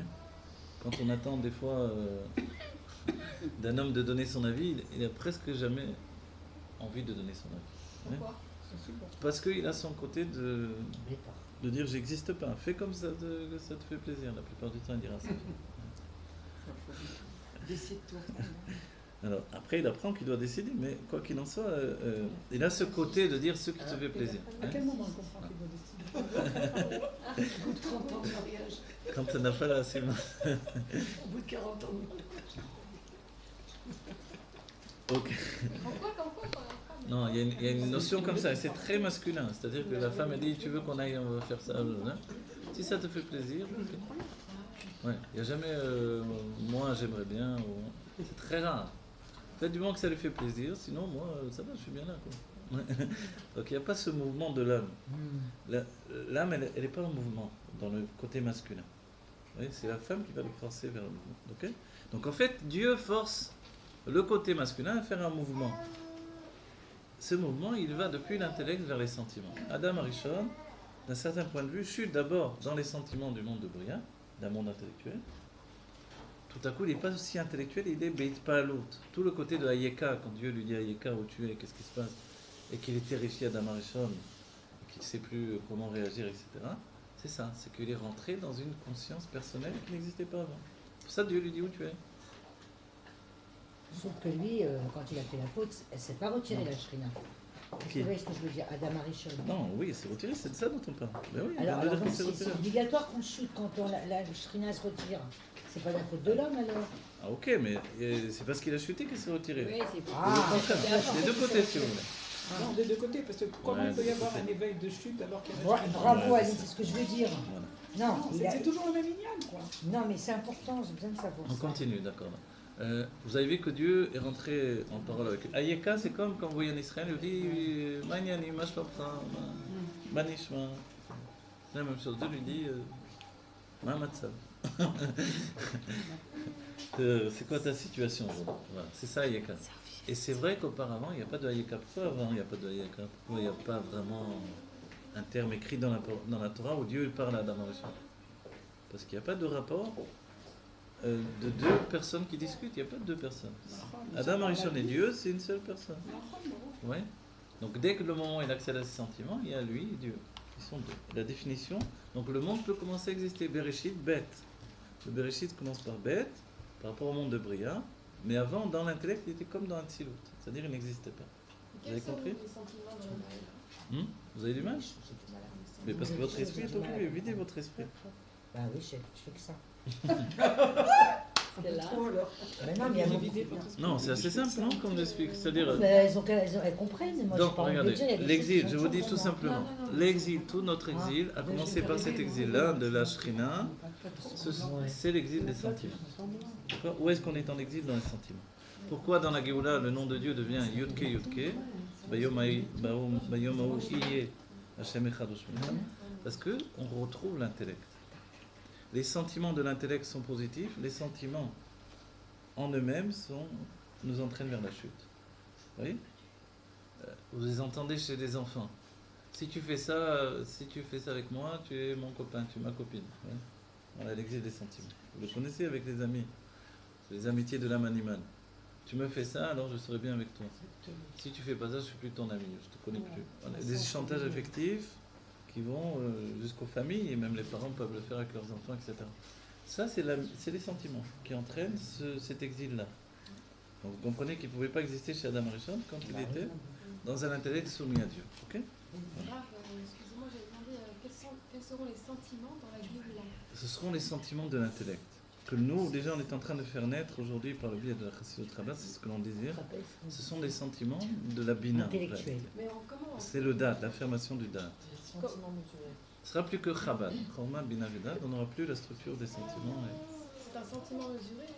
C'est un sentiment mesuré qui est infini, passionné, mais qui est toujours structuré, qui ne peut pas accéder à la shira, qui ne peut pas se briser. Qui ne peut pas entraîner un exemple. Ça veut dire que c'est un plaisir qui n'explose pas, quoi. C'est un plaisir qui est constant. Oui, Parce que parfois, qui continue. Mais, je donne un exemple. Ouais, c'est bien. Quand le rabbi crie pour les décisions politiques, Mia Yehudi, etc., on a vu le rabbi crier. Okay, donc s'énerver a priori. De quoi le rabbi s'énerve? Comment ça se fait? C'est une expression de sentiment, ça. Ce sont des sentiments de l'intellect, qui plus est l'intellect de l'âme divine, évidemment. Parce que le rabbi n'a pas d'âme intellectuelle. Donc en fait, là on découvre qu'est-ce que les sentiments de la Géoula. C'est-à-dire que quand il faut crier, on doit crier. Moshe Rabbeinu a crié sur les Meraglim. Vous vous rappelez ce que dit le Tanya? Les Meraglim sont revenus, ils ont parlé au peuple juif. Tout le monde s'est mis à pleurer. Oh là là, où on va, on arrête cette catastrophe, etc. Qu'est-ce qu'il a fait Moshe? Il est venu, il a hurlé. Ils ont tous fait de choses. Ils ont dit pardon, elle est bonne la terre, on a vu, on va rentrer en Eretz. Qu'est-ce qui s'est passé? Il a crié, c'est fini. Il a fait peur aux sentiments négatifs tout de suite. Il a mis en état le dévoilement des sentiments de l'intellect. Tout le monde était d'accord. Vous voyez? C'est-à-dire, vous pouvez comprendre, c'est tout l'esprit du Tanya, vous pouvez comprendre une chose et même avoir un éveil dans votre intellect, et ça reste positif, mais quand vous le transmettez à vos sentiments, vous êtes pris de crainte, etc. Qu'est-ce qui se passe? C'est parce que les sentiments sont attachés à l'inconscient. Et comme l'inconscient est rarement géré, alors ça entraîne des craintes terribles. Et rarement géré ou digéré, si vous voulez, donc ça entraîne des craintes terribles. Voilà. Mais tant qu'on reste dans l'intellect, qu'on conçoit la chose et qu'on a même des sentiments intellectuels, un émerveillement même intellectuel, ça n'occasionne pas encore une chute.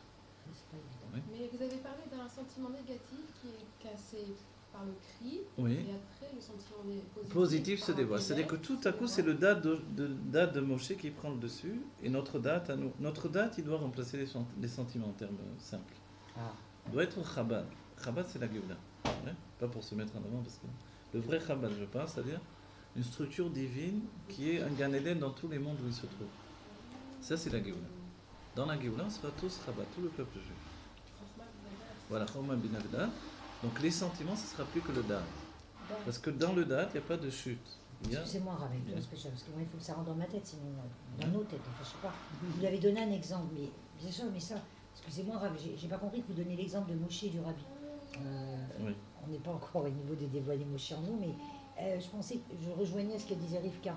J'aurais préféré un exemple qui se rapporte plus à nous, quoi.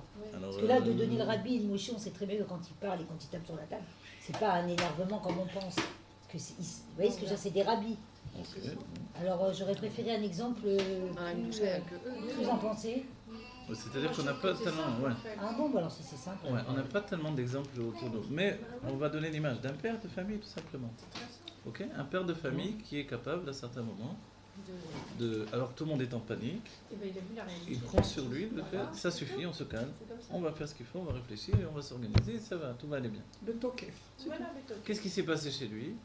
Il a lui-même, la plupart des temps, le père comme les autres panique. C'est normal, c'est humain.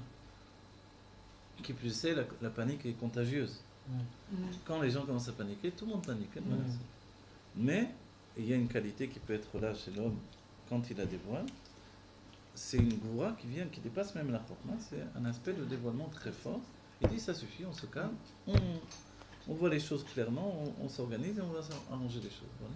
Comme le rabbi dit, c'est pas une épreuve, c'est un défi. On va surmonter le défi, il n'y a pas de problème. À ce moment-là, vous avez transformé la situation. Mais vos sentiments existent toujours, mais ils sont neutralisés. vous les avez transformés, remplacés par le date. Ok? En fait, même cette expression de Gvura, c'est des sentiments aussi, mais c'est des sentiments positifs. Oui? Positifs. C'est-à-dire que quand je dois, si je vois mon enfant qui va mettre les doigts dans la prise et je ne crie pas, qu'est-ce qui se passe? Je dois crier à ce moment-là. Mais si je crie tout le temps, il ne va pas écouter, il va pas entendre quand je crie. Oui? Donc de crier tout le temps, d'être tout le temps, mes cris deviennent inefficaces. Or le cri, c'est le dernier recours au moment de danger que l'on doit avoir. Oui? Est-ce qu'on doit se positionner maintenant? Ce que vous dites, est-ce que c'est pour tous les jours dans le quotidien? Je dois me positionner pour voir l'intérêt de Dieu et pas le mien personnel, mon ego. C'est ça que ça veut dire? D'un certain point de vue, oui. C'est ça un peu. Mais c'est trop élevé ce que vous dites, si vous voulez. Hein? C'est trop élevé ce que vous dites pour nous, la plupart du temps. Parce qu'on ne peut pas fonctionner comme ça. Si vous demandez, je dois voir les intérêts de Dieu avant nous, allez dire ça à des tzadikim. Non, parce que je me dis que tout notre problème, c'est notre ego qui nous fait... Oui, là, vous avez inversé les choses. C'est vous qui demandez. C'est-à-dire, nous, allez dire aux gens, voir les intérêts de Dieu et pas les tiens. Qui va vous suivre? Oui, il y en a trois. Mais si on en parle, c'est ça le but en vrai. Oui, mais c'est très... Oui, là, on retourne dans les sentiments de Moshe Rabbeinu et de Rabbi. Alors, c'est normal chez eux. Mais pour nous... Voilà, c'est ça, il y a un décalage. Tous les jours au quotidien, personne ne vit en se disant je fais la volonté de Dieu. Ben oui. C'est vraiment qu'on soit un menteur total. De la fausse identification qu'on a nous-mêmes. Ouais, voilà. Ben ouais. Donc il ne faut pas avoir peur de dire non, je suis comme ça, ok? Mais Bechol Rachecha, Dehoud, surtout mes chemins, je le connais, alors oui. Mais cette parole, elle peut être saisie Bediavad, après coup, quoi. C'est-à-dire qu'au départ, j'ai des tendances naturelles qui viennent dans ma vie. Quand quelqu'un va travailler, il ne pense pas je vais faire la voie attachée, on allant travailler. Il va travailler pour gagner de l'argent. Ouais. Je crois que quand on le sent, c'est pendant les mitzvot. Voilà, maintenant quand on fait les mitzvot, on a plus quand on s'oblige à aller à la Beta Knesset ou quand vous êtes obligé à venir au cours alors qu'il pleut, etc. Là, oui, vous faites ça. Mais c'est parce qu'on n'a pas conscience que d'aller travailler ou manger, etc., ce sont des mitzvot. Mais en vérité, c'est exactement. Mais on n'a pas conscience de ça. Mais on a conscience. On n'a pas conscience. Et pourtant, il est dit que oui. Je vais dormir. Qui va dormir en disant je vais dormir pour reprendre des forces pour servir Dieu? Personne ne pense comme ça, excusez-moi. Les tzadikim, oui. Mais on ne pense pas tellement comme ça. Même manger pour prendre des fois j'ai un éveil, je me le dis. Je mange pour prendre de la force pour servir Dieu. Ça c'est important, plus, parce que l'Admorazaken nous dit, ça entraîne les choses vers la Gdusha, plutôt que ça reste suspendu. Ça il faut le faire. Mais aujourd'hui se rajoute encore une autre situation, je mange également pour m'attacher à l'essence de Dieu. Ça c'est différent, ça n'existait pas auparavant. Oui. Ok. C'est pas grave, on peut se le dire oralement, ça va peut-être nous aider. Oui, bien sûr. Val et Dechet, Caïn, on continue. Donc, première rakia, elle est passée. Deuxième rakia. Donc, rakia, c'est les cieux, si vous voulez. Il n'y a pas un seul ciel. Les ciels, ils sont sous forme de higulim autour de nous. Ce sont des cercles, les uns autour des autres, comme ça. C'est une définition, évidemment. On ne pourrait pas, avec un instrument sophistiqué, voir exactement tous les cercles. Mais dans ma série Ragia, on explique plus ou moins les niveaux qui sont inclus là-dedans. Comme on dit dans la traversée de la mer, notre paracha, le Rashi nous dit Dieu a déchiré tous les 7 cieux et on a vu Rata Shifra Layam Mashelora Gadol Anevim, la servante dans la mer a vu plus que le grand des Nevim, le plus grand des prophètes. Okay? Donc on a vu tous les cieux ont été déchirés, on a vu que non Milvado. C'est-à-dire, on ne peut pas voir Dieu comme un homme, bien que l'on dit qu'on a une représentation de Dieu dans la traversée de la mer comme un jeune homme. Justement, Dieu nous offrait ses sentiments. Oui. Donc on a vu Dieu tel qu'on se voit nous refléter dans Dieu. C'est ça ce qu'on a vu. C'est l'explication du Maggid de Mezrich. À la sortie de l'Égypte, on a vu Dieu comme un enfant, comme un petit bébé. Donc c'était nous. C'était nous, oui. C'est-à-dire que comme Dieu n'a pas de corps, n'a pas de définition, qui je vois, Dieu, c'est la pchit, toute la simplicité, qui reflète mon visage en fait. Comme on est sorti d'Égypte, c'était comparable à la sortie du ventre de la mer. On venait de naître, et on venait de un petit bébé qui vient de naître et qui sort d'Égypte. Dans la traversée de la mer comme un jeune homme et à Matan Torah comme un vieillard. Oui. C'est aussi des niveaux dans les sphirot. C'est la malchut, les sentiments Zeranpin et après Ariranpin, le Keter. Et après la terre d'Israël, c'est quoi, la retraite alors? La retraite, c'est ça. Le travail qui commence. Ah oui. Alors, Ve'aliede Chet Etzada, Nistaka. Alors, non, j'ai dit Valede Chet Caïn. Voilà. Valede Chet Caïn, Venosh, Nistaka, Ashrina, Merakia, Aleph, Lebed, Vegimel. Voilà, on a passé plusieurs niveaux. Il y a la faute de Caïn qui va tuer son frère. On va dire en quoi c'est une faute qui concerne tout le monde entier, tous les hommes. Pourquoi ça fait reculer la Shrina? Parce qu'il s'agit d'âme générale. N'oubliez pas, Adam Arishon est une seule structure. Or, il accède au stade où il y a Dieu et lui.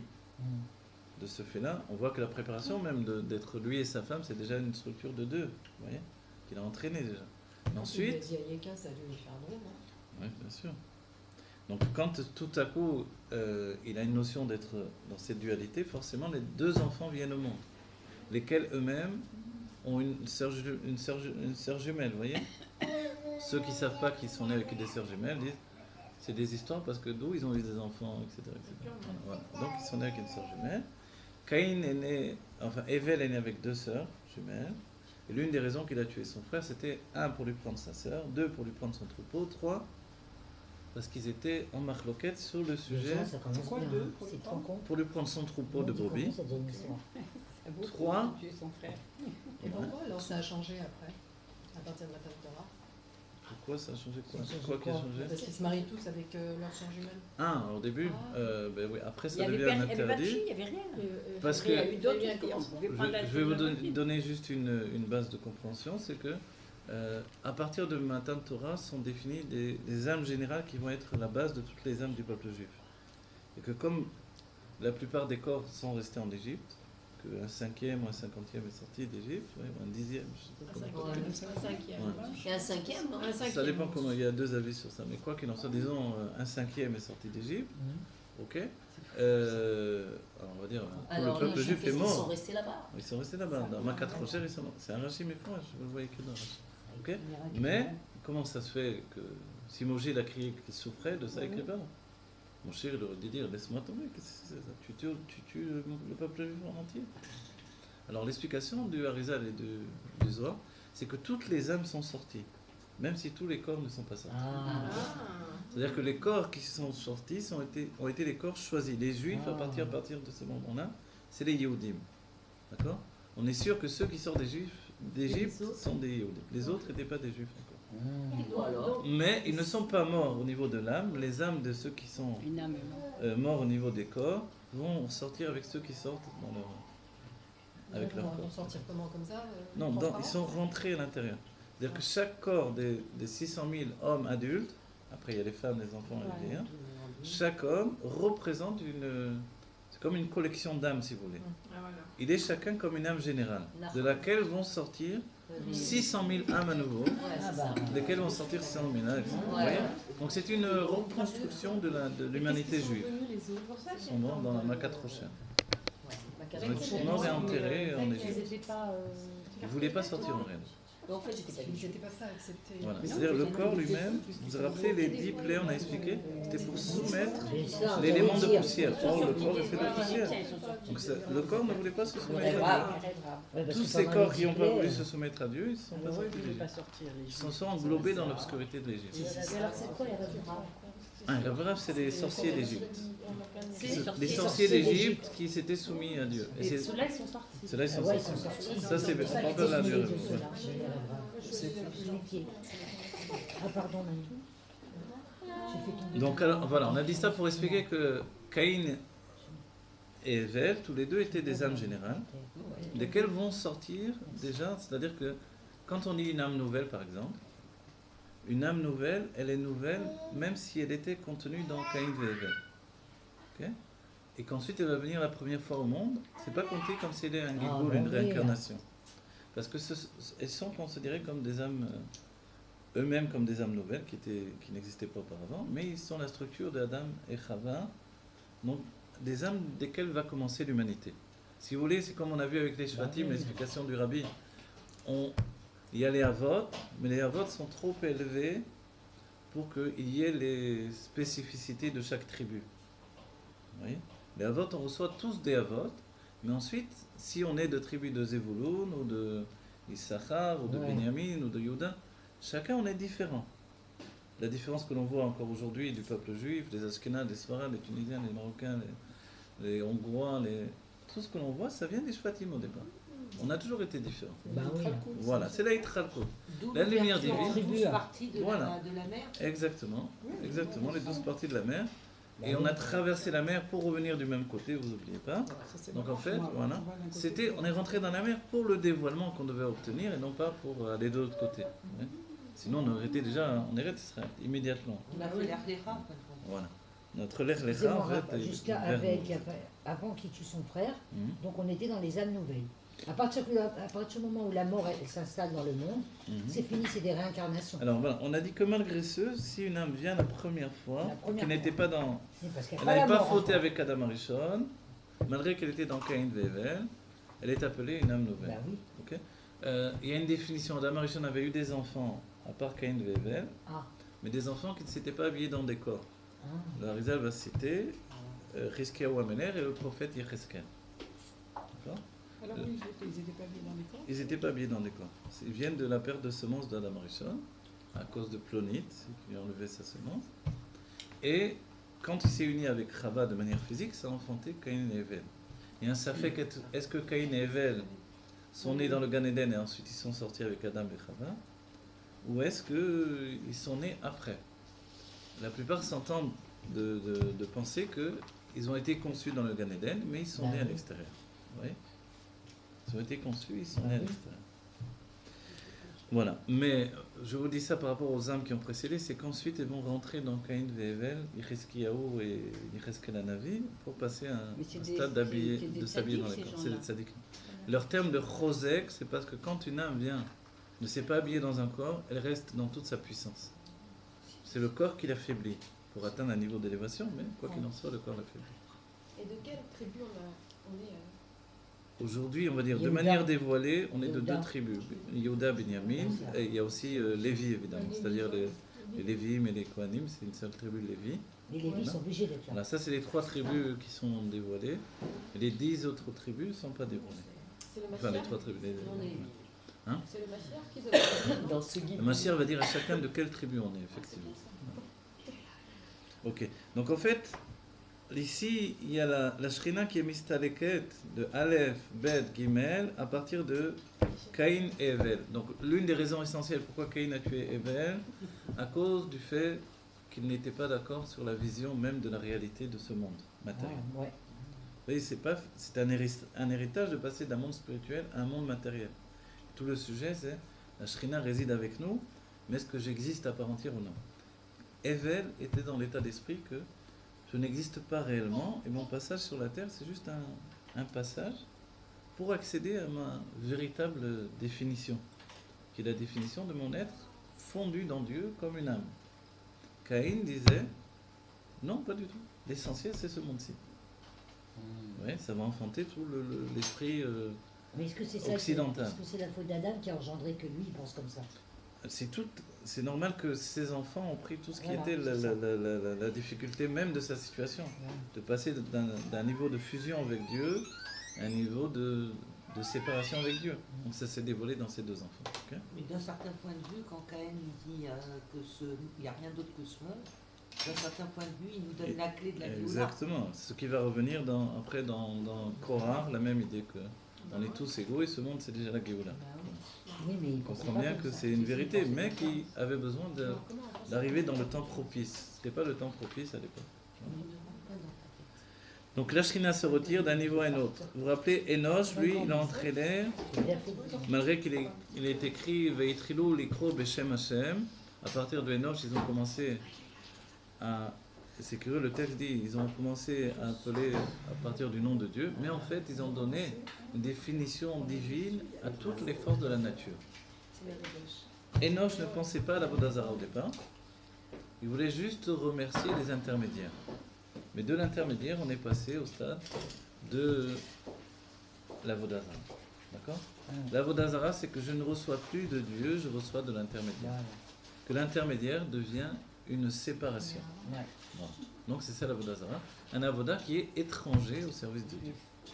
Ça peut être n'importe quoi, ça peut être l'argent également. Bien sûr. Évidemment. Bien sûr. L'argent, si je pense que l'argent me fait vivre, ou que le métier que je fais me fait gagner ma vie, c'est Avodazara. C'est au hasard. Voilà. comprenez? Je dois savoir que c'est Dieu qui me donne ma parnassa. Oui, évidemment. Etc. Je dois savoir que ce n'est pas le médicament qui me guérit, c'est Dieu. En même temps, même l'Avdi, le Mechaber, Menutsa Mechaber. Voilà, Menutsa Mechaber, il est là pour nous faire fusionner. Justement, oui, il est on peut l'intermédiaire. comprendre la chose de la même manière. Ceux qui n'ont aucune proximité avec cette dimension. Ils peuvent penser, c'est ça l'attaque qui est assez souvent, exactement. Ouais. Que c'est un intermédiaire alors que nous, on a... Il faut signaler que Moshe n'a jamais voulu être un intermédiaire. Du début, il n'a pas voulu. Et un matin de Torah, on voit des bonnes nouvelles que du bonheur, la gueule qui va acheter. Un matin de Torah, Moshe ne voulait pas être intermédiaire. C'est le peuple juif qui ne voulait pas mourir, donc ils ont voulu que Moshe soit intermédiaire. Ne pas vouloir mourir, ça veut dire ne pas vouloir fusionner avec Dieu. C'est évident que la mort n'existe pas. Si Dieu se dévoile à Nochi Yahvé Elokecha, où est la mort dans tout ça? Oui. Alors là, c'est le roi, carrément. La mort, elle n'existe pas, d'accord? Ou alors mourir, c'est fusionner avec Dieu. Voilà, fusionner avec Dieu. Donc ils n'ont pas voulu fusionner avec Dieu. Ils n'ont pas leur propre existence. C'est fusionner avec Dieu. C'est-à-dire, d'un certain point, ils ont pensé, ils s'étaient endormis, ils attendaient d'avoir ce dévoilement de Matan Torah en dormant. Donc ils pensaient que c'était un dévoilement de l'âme et non pas du corps. Deux, quand ils ont accédé au stade effectif où l'âme s'est séparée du corps pour s'englober dans Dieu, alors ils n'ont pas voulu vivre cette chose-là une seconde fois. Dieu leur a donné de revenir dans leur corps. Et de là, on était prêt pour Triatametim en réalité. Et Dieu a accepté leur demande, qu'ils ont demandé à Moshe, que Moshe soit un intermédiaire. Voilà. Mais Moshe n'accepte que tout autant où évidemment il est ce qui s'appelle un Memutsa Mechaber. C'est un intermédiaire qui fait fusionner les deux côtés. Okay? Donc en fait, il est évident que cet intermédiaire-là, au contraire, puisque là on est en train de voir la Rakia, la Shrina qui se recule, se recule, comment Moshe va faire revenir la Shrina? C'est parce qu'il dévoile que l'intermédiaire qui peut séparer peut aussi rattacher. Excusez-moi, Ravi. Vous avez compris? Vous avez compris? Oui, justement, j'allais vous poser la question. Il peut redescendre la Shrina? Il redescend la Shrina parce que ce qui est supposé séparer, ce n'est pas une obligation, c'est juste un état d'esprit. Ce qui peut séparer peut rattacher, justement. Vous voyez? C'est-à-dire que nous-mêmes, on peut se dire, mais désolé, je n'ai pas besoin du Mashiach. Voilà. La Géoula, on va fusionner avec Dieu, je vais avoir le dévoilement de Dieu. Moi-même, j'aurai la conscience que je suis Dieu, que le monde... Oui, d'accord. Alors, ça, c'est pas bien. Alors, en fait, on en a besoin pour accéder à tous nos niveaux d'élévation et de conscience supérieure infinie, tout autant où... Et justement parce qu'en fait, lui, il nous relie avec Dieu. Maintenant, je vous pose une question. C'est déjà fait, ce travail, finalement. Ce travail, il est fait dans un premier état, dans l'état de la Géoula, il n'est pas encore là, fait. Oui, mais elle a raison, Esther, mais excusez-moi, le Rabbi, aujourd'hui, il n'est plus l'intermédiaire. Ah, bien sûr qu'il est intermédiaire. Pourquoi il est plus? Bien sûr. Moi, je ne le vois plus comme un intermédiaire maintenant. Non, c'est le Rabbi. Non, au contraire, je le vois plus que ça. Pas un intermédiaire, c'est... Il est un intermédiaire. Si on est dans la Géoula, ou alors il y a Dieu, le Rabbi, nous, il y a trop de séparation, là, je comprends. Alors voilà, c'est ce que l'on dit. Ah, voilà, vous reprenez les choses, voilà. Ah bon, non, sans vous critiquer. Non, vous les restructurez à votre sauce, comment on peut dire. Mais c'est pas un mal, c'est bien. Ça veut dire tout simplement que c'est vrai, c'est ce que je vous ai dit. C'est pourquoi finalement on a besoin du Rabbi, ou du Mashiach tout simplement. Voilà. Parce que cette fusion, par le biais d'une âme générale, qui nous dévoile ce que nous sommes, ce que l'on doit être à chaque niveau d'élévation de la Géoula, on en a besoin. C'est un moré derrière, c'est un guide. On a besoin d'un guide. Okay? Jusqu'au moment où il n'y aura plus besoin du guide. Le Mashiach lui-même, à un moment, va s'englober dans le peuple juif et catholique. C'est ça, tu vois, je suis contente parce que j'avais ça dans Mais en attendant, ce guide, il est essentiel pour nous. Et le fait aujourd'hui de s'engager dans la désignation d'un guide particulier, c'est pas juste qu'on veut le Rabbi. Qu'est-ce que je vais faire du Rabbi? Donc je veux le Mashiach, Rabbi Melach Mashiach, c'est de dire il est là, c'est lui. Donc je dis par là, la Géoula est là maintenant. Si je dis bon, il n'est pas encore arrivé, je ne sais pas qui c'est, alors la Géoula n'est pas là, on ne me raconte pas d'histoire. Vous voyez? Donc désigner qui est le Mashiach immédiatement, c'est vraiment la prophétie du Rabbi. Le Mashiach est là tout de suite. Ouais, le Rabbi, il a dit, il faut le dire. Oui, il faut montrer du doigt. Oui, mais c'était à l'époque ou c'est maintenant qu'il faut... Jusqu'à ça, c'est ininterrompu. C'est tout de suite, maintenant. C'est ce qu'ils les lisons, en fait. Voilà. Oui, bien sûr. Oui, puisqu'il dit que c'est jusqu'à maintenant, puisqu'il dit que quand on verra Mashiach, les gens, on le montrera du doigt. Non, quand on parle, il faut le dire et tout, ça marche. Il faut avoir le courage. Il faut dire On va dire quoi, Rabbi de dire Machia, quoi. Et expliquer alors, les à quel signes. moment c'était pas le but de dire Rabbi le Machia, Dans notre où on s'arrête là, conscience, c'est tout se passe tout. dans notre Non, il faut expliquer Faut les dire choses. quoi, il faut expliquer. L'unicité Non, faut qui a dire c'est cru comme tu le vas rabbi élire ou, un Ah, président. bah, tu reviens. Bah, moi. c'est Tu du rabbi, tu le reconnais. Alors on verra, je ne sais pas exactement quand, mais il y a un midrash qui dit qu'il y a un moment où Et à ils ce sont moment-là, englobés. Même les goïms qui seront dans la Les Géva vont goïms, s'englober Vous voyez, également. elle me rejoint. Oui, oui, on Donc, est- donc, non, en fait, ça c'est la finalité. On Voilà la finalité. Où on revient au crâne. Voilà. Il y a une définition, Hein on découvre le niveau, on retourne au niveau de Quand même, de- elle est Récemment, récemment. On peut dire au Olam niveau HaKodim. originel. Non, mais je te dis, Au niveau de les gens, Olam ils HaKodim. adorent le Rabbi plus. On est tous fusionnés dans une seule. En fait, elle est passée de On est à peu près combien à avoir reconnu le rabbi Comme Menachem Moshiach, Oui, à peu près. des milliers. Par rapport, oui, des milliers, je sais, mais par rapport à la population générale. Ouais, Ouais, je veux dire 30%, 40%. Voilà. Est-ce que c'est plus que des milliers? Je ne sais pas si c'est des milliards. C'est mais- rien, c'est un Voilà, pourcent. je crois que ça veut dire, C'est tout. Alors on n'y est pas encore. Les gens Ouais, sont tu sais. sûrs. Et ce n'est pas une obligation, le Rabbi dit 3, 2, 1. L'histoire du roi David, c'est la même chose. Voilà, on Et revit la Olivier même Ben chose. Chava qui Il a dit que été, des brachot, Voilà. Kipshuto Et Mamash. sachez qu'il y a des Noachis qui écoutent nos cours au Hachem. Ah ouais, c'est Et là, ça. voilà, on les a bénis parce qu'ils nous font un coucou, ils nous encouragent à diffuser la chassidoute des Rébéim. Mais bien Et ils sûr. disent merci pour votre affaire. Mais bien sûr, c'est bien.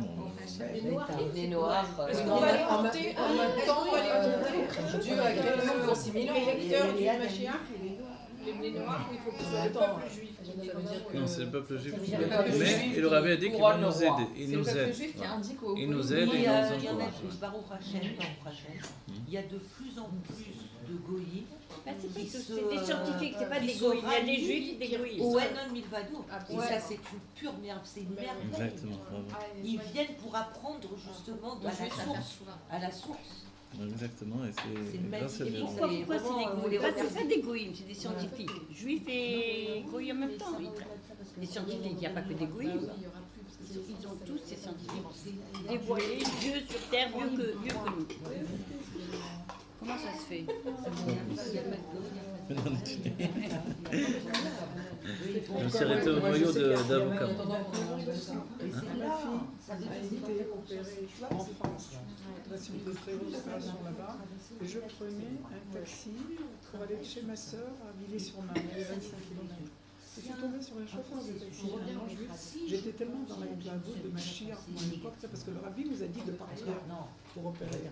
Il a appelé quelqu'un de Spa qui nous appelait pour dire le rabbi a donné son accord. On a attendu 6 ans. Wow. Oui. Alors, j'étais dans une clavoute, mais vraiment, franchement, mon Dieu. Alors, je parlais du rabbi Melech HaMashiach. Et il me dit, de toutes les manières, moi, je ne suis pas juif. Je suis catholique de mère et je ne sais pas quoi d'autre du père, mais pas juif. Et je suis tout à fait convaincu que votre rabbin de Lubavitch est le Messie. Attendez, Mais c'est normal. Non, mais à l'époque, Il y a combien d'années Ouais, ça c'était au départ, Aujourd'hui, ça. ma fille avait 9 ans, elle en a 33 aujourd'hui. Je veux dire, à l'époque, j'entendais comme ça un non-juif. Alors voilà. Ici, on a. Pensez bien, regardez, vous voyez, quand on étudie un Mahamar, on n'avance pas vite parce que l'étude, elle C'est est. pas grave. Ah ben ça, il faut Elle des est- journées entières C'est pour un étudier concours, hein. complètement. Vers Hakar Bedor Ça Amaboul, s'appelle- Nistalka Maraka. C'est pour ça le jour de Yod Shvat, on lit le Mahamar, on l'étudie, On quoi, lit. d'accord? Il faut intégrer, sinon on voit ça. On est obligé de le lire. Je comprends pas. Le rabbi rentre dans la parnassa, Chacune, elle doit le lire, derrière Haïmouna, par Quoi rapport à ça. Encore faut-il On la va voir avec Bati les gagnants. Bon, on vient comme ça. Il y a quelqu'un qui Devoir le lire à parle de ça. Le rabbi, on en parle de ça? Là, par rapport à ça? Oui, Encore faut-il l'amour. Non, mais sur Internet. Ah, la suite, ah, ouais. Quoi? Après, parce que c'est la 8e hôte Combien de fois je vais te du dire, j'ai pas Internet. Mahamar du Rabbi Rayat que le rabbi va expliquer. Alors venez, on finit au moins le début là pour entraîner autre chose. Donc après il y a la Dor Amaboul, Nistalka, Meraka. On voit que la Shrina se retire. Quand la Shrina se retire, ça veut dire que les hommes deviennent de plus en plus grossiers. C'est ça l'idée. C'est-à-dire qu'ils s'appartiennent. Non, se retire ici, le terme est expliqué parce que c'est une notion de rakia. Istalka. Voilà, Istalka. Le terme, les Istalek, en réalité, il est expliqué dans le Tanya, il prend un autre aspect quand même. Vous vous rappelez? C'est qu'au lieu d'être spécifiquement dans un seul endroit, il est répandu de partout. C'est ça l'Istalek. Vous voyez? Au lieu d'être uniquement ici, il est partout. Il est partout. On Voilà. parlait du sadique. Donc le retire, le tzaddik, du coup, la shrina, elle est dans la même définition. Ouais, la même définition. C'est l'explication du mot. Je viens d'apprendre, c'est ça que ça veut dire, Voilà. Istalkout. Qu'il est partout. Voilà. Donc il se est retirer, pas, voilà. c'est se propager quelque part. En fait, se retirer, c'est se propager. Voilà, C'est l'idée de la chassidoute, c'est basé sur le droit, c'est pas... C'est-à-dire qu'un tzaddik, il a plus de pouvoir... Maintenant que voilà. C'est pour ça, c'est toujours le rabbi qui nous dirige. On le voit au quotidien, et c'est essentiel parce qu'on est toujours la génération du rabbi. Le petit bébé qui vient de naître, aussi bien que l'arrière-grand-père. On va dire que le rabbi s'est retiré, il n'y a pas un minyan comme ça. Non, il s'est répandu justement. C'est le vrai. En plus, il n'y a même pas le terme de Istalkout. Vraiment, il n'y a pas le terme de Istalkout, Betorgouf. Mais le fait que son âme se répande en nous, dans toutes nos actions, dans nos consciences, etc., que l'on arrive à intégrer des choses qui nous paraissaient tellement éloignées, alors oui. Parce que pendant des années, on n'a rien compris, il faut dire la vérité. Combien de mashpim, mais combien d'étudiants, et combien de si. Et les devant Malchut, et les ci, et les là, et finalement, c'est que les dernières années qu'on commence à y comprendre quelque chose. Il faut le faire. Non, mais c'est ça, c'est comme ça que ça doit être. Ça ne doit pas être autrement. On ne peut pas passer... Je suis arrivée à faire un tribourg entre tout, justement pour se propager complètement. Exactement. En fin de compte, il n'y a même plus besoin de se propager, tout se passe dans le mental.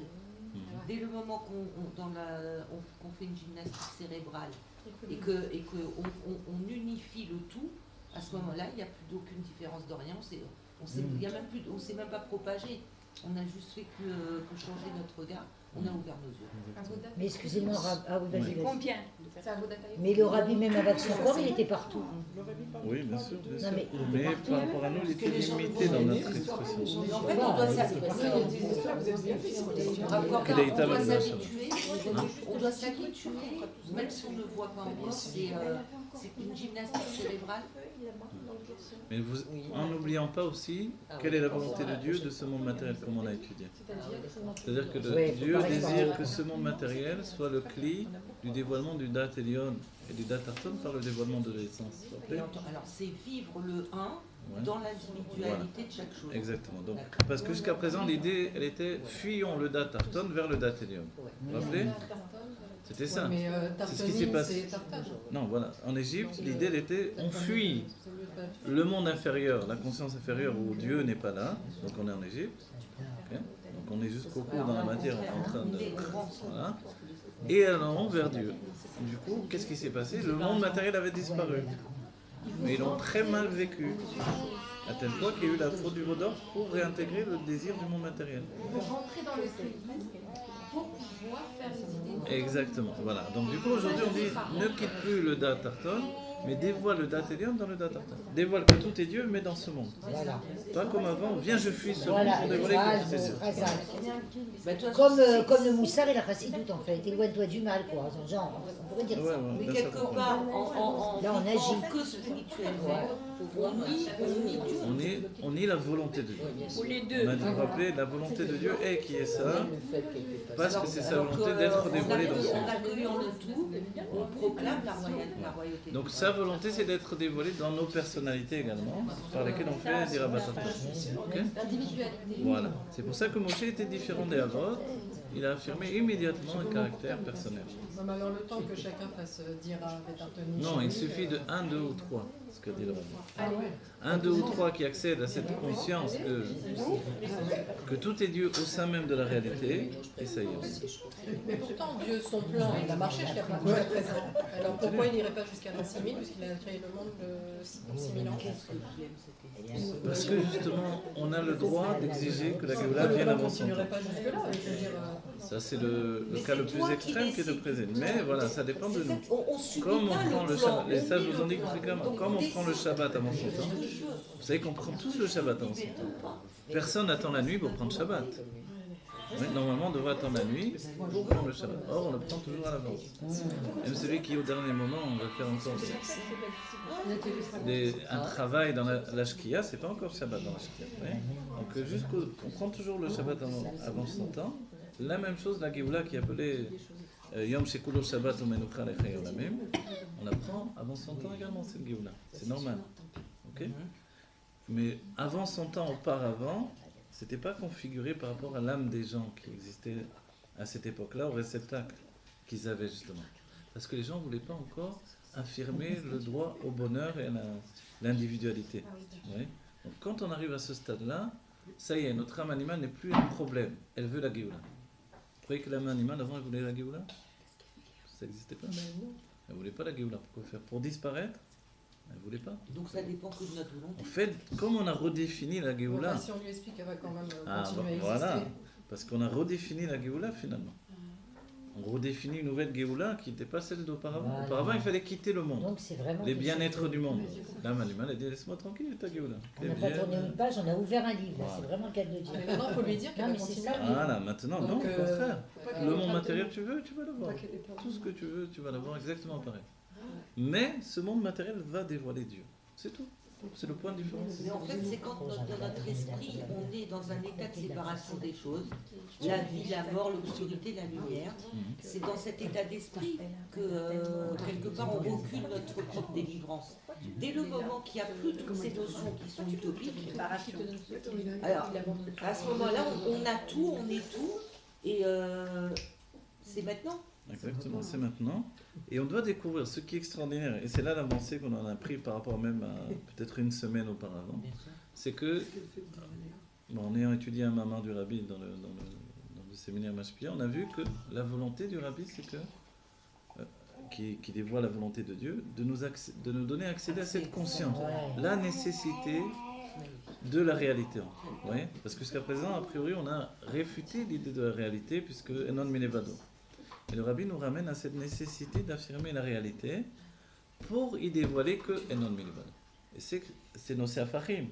Ou Enon Milevado, il n'y a rien d'autre que Dieu, ou la réalité. Quoi. Voilà. Il y a le monde naturel a priori. Tout le dévoilement de la Géoula repose sur ça. Non, mais le monde naturel, encore une fois, si on on le a laisse vu, à l'extérieur. Parce qu'on a vu que le monde Alors, naturel, c'est qu'une définition. Le monde naturel, c'est moi-même. Voilà. Le monde naturel, qu'est-ce que c'est? On va arriver à un stade, je pense, Oui.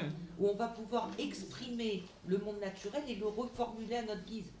Exactement. Donc, parce que le monde donc, en fait, naturel, c'est c'est moi tout dans ce mes qui limites qui l'enferme. n'est pas perçu par l'intellect, dit le Tanya. Oui. Ça s'appelle le monde naturel. Tout ce qui ne peut pas être perçu par l'intellect. Okay? L'âme animale, c'est un kéli. L'âme animale est un kéli. Évidemment, Dieu n'a pas fait ça de manière, une erreur de parcours à nouveau. Non, c'est une intention profonde. Et comme les tzadikim n'ont pas d'âme animale, ils ne peuvent pas apporter la Géoula. Ils sont seulement de le dat Elion. Voilà. Bien sûr. Ouais. Donc ils ne peuvent pas apporter la Géoula qui est à l'Ève dans la Géoula. Donc c'est à nous. Oui, c'est à vous, c'est à moi, c'est à chacun d'entre nous. Un seul qui arrive à confondre les deux, et c'est terminé. Et on avance vers ça chaque jour. Confondre dans le sens de fondre. Donc ma chère, il ne peut pas faire ça tout fumer seul. Goldman. Fondre dans la conscience. Donc ma chère, il a besoin de nous quand même. Il ne peut pas Oui, tout seul. voilà, le Machar nous a. Non, est-ce qu'il ne peut pas Mais tout le seul? machar, c'est Pas nous. tout seul. Mais moi, je sais. Oui, mais je suis d'accord Oui, mais avec toi. tant Mais... que tu dis qu'il a besoin de nous et qu'on a besoin de lui, il y a un problème. Non, je veux dire pourquoi. Fais-lui. Non, mais attends. L'unicité. Elisheva, attends. On est, ma chère, si c'est un Tu as le droit de parler, mais laisse-moi te dire. Kedaïta Mamid. Il faut bien qu'il y ait un roi ici. Quand même, il va exister ce roi. Il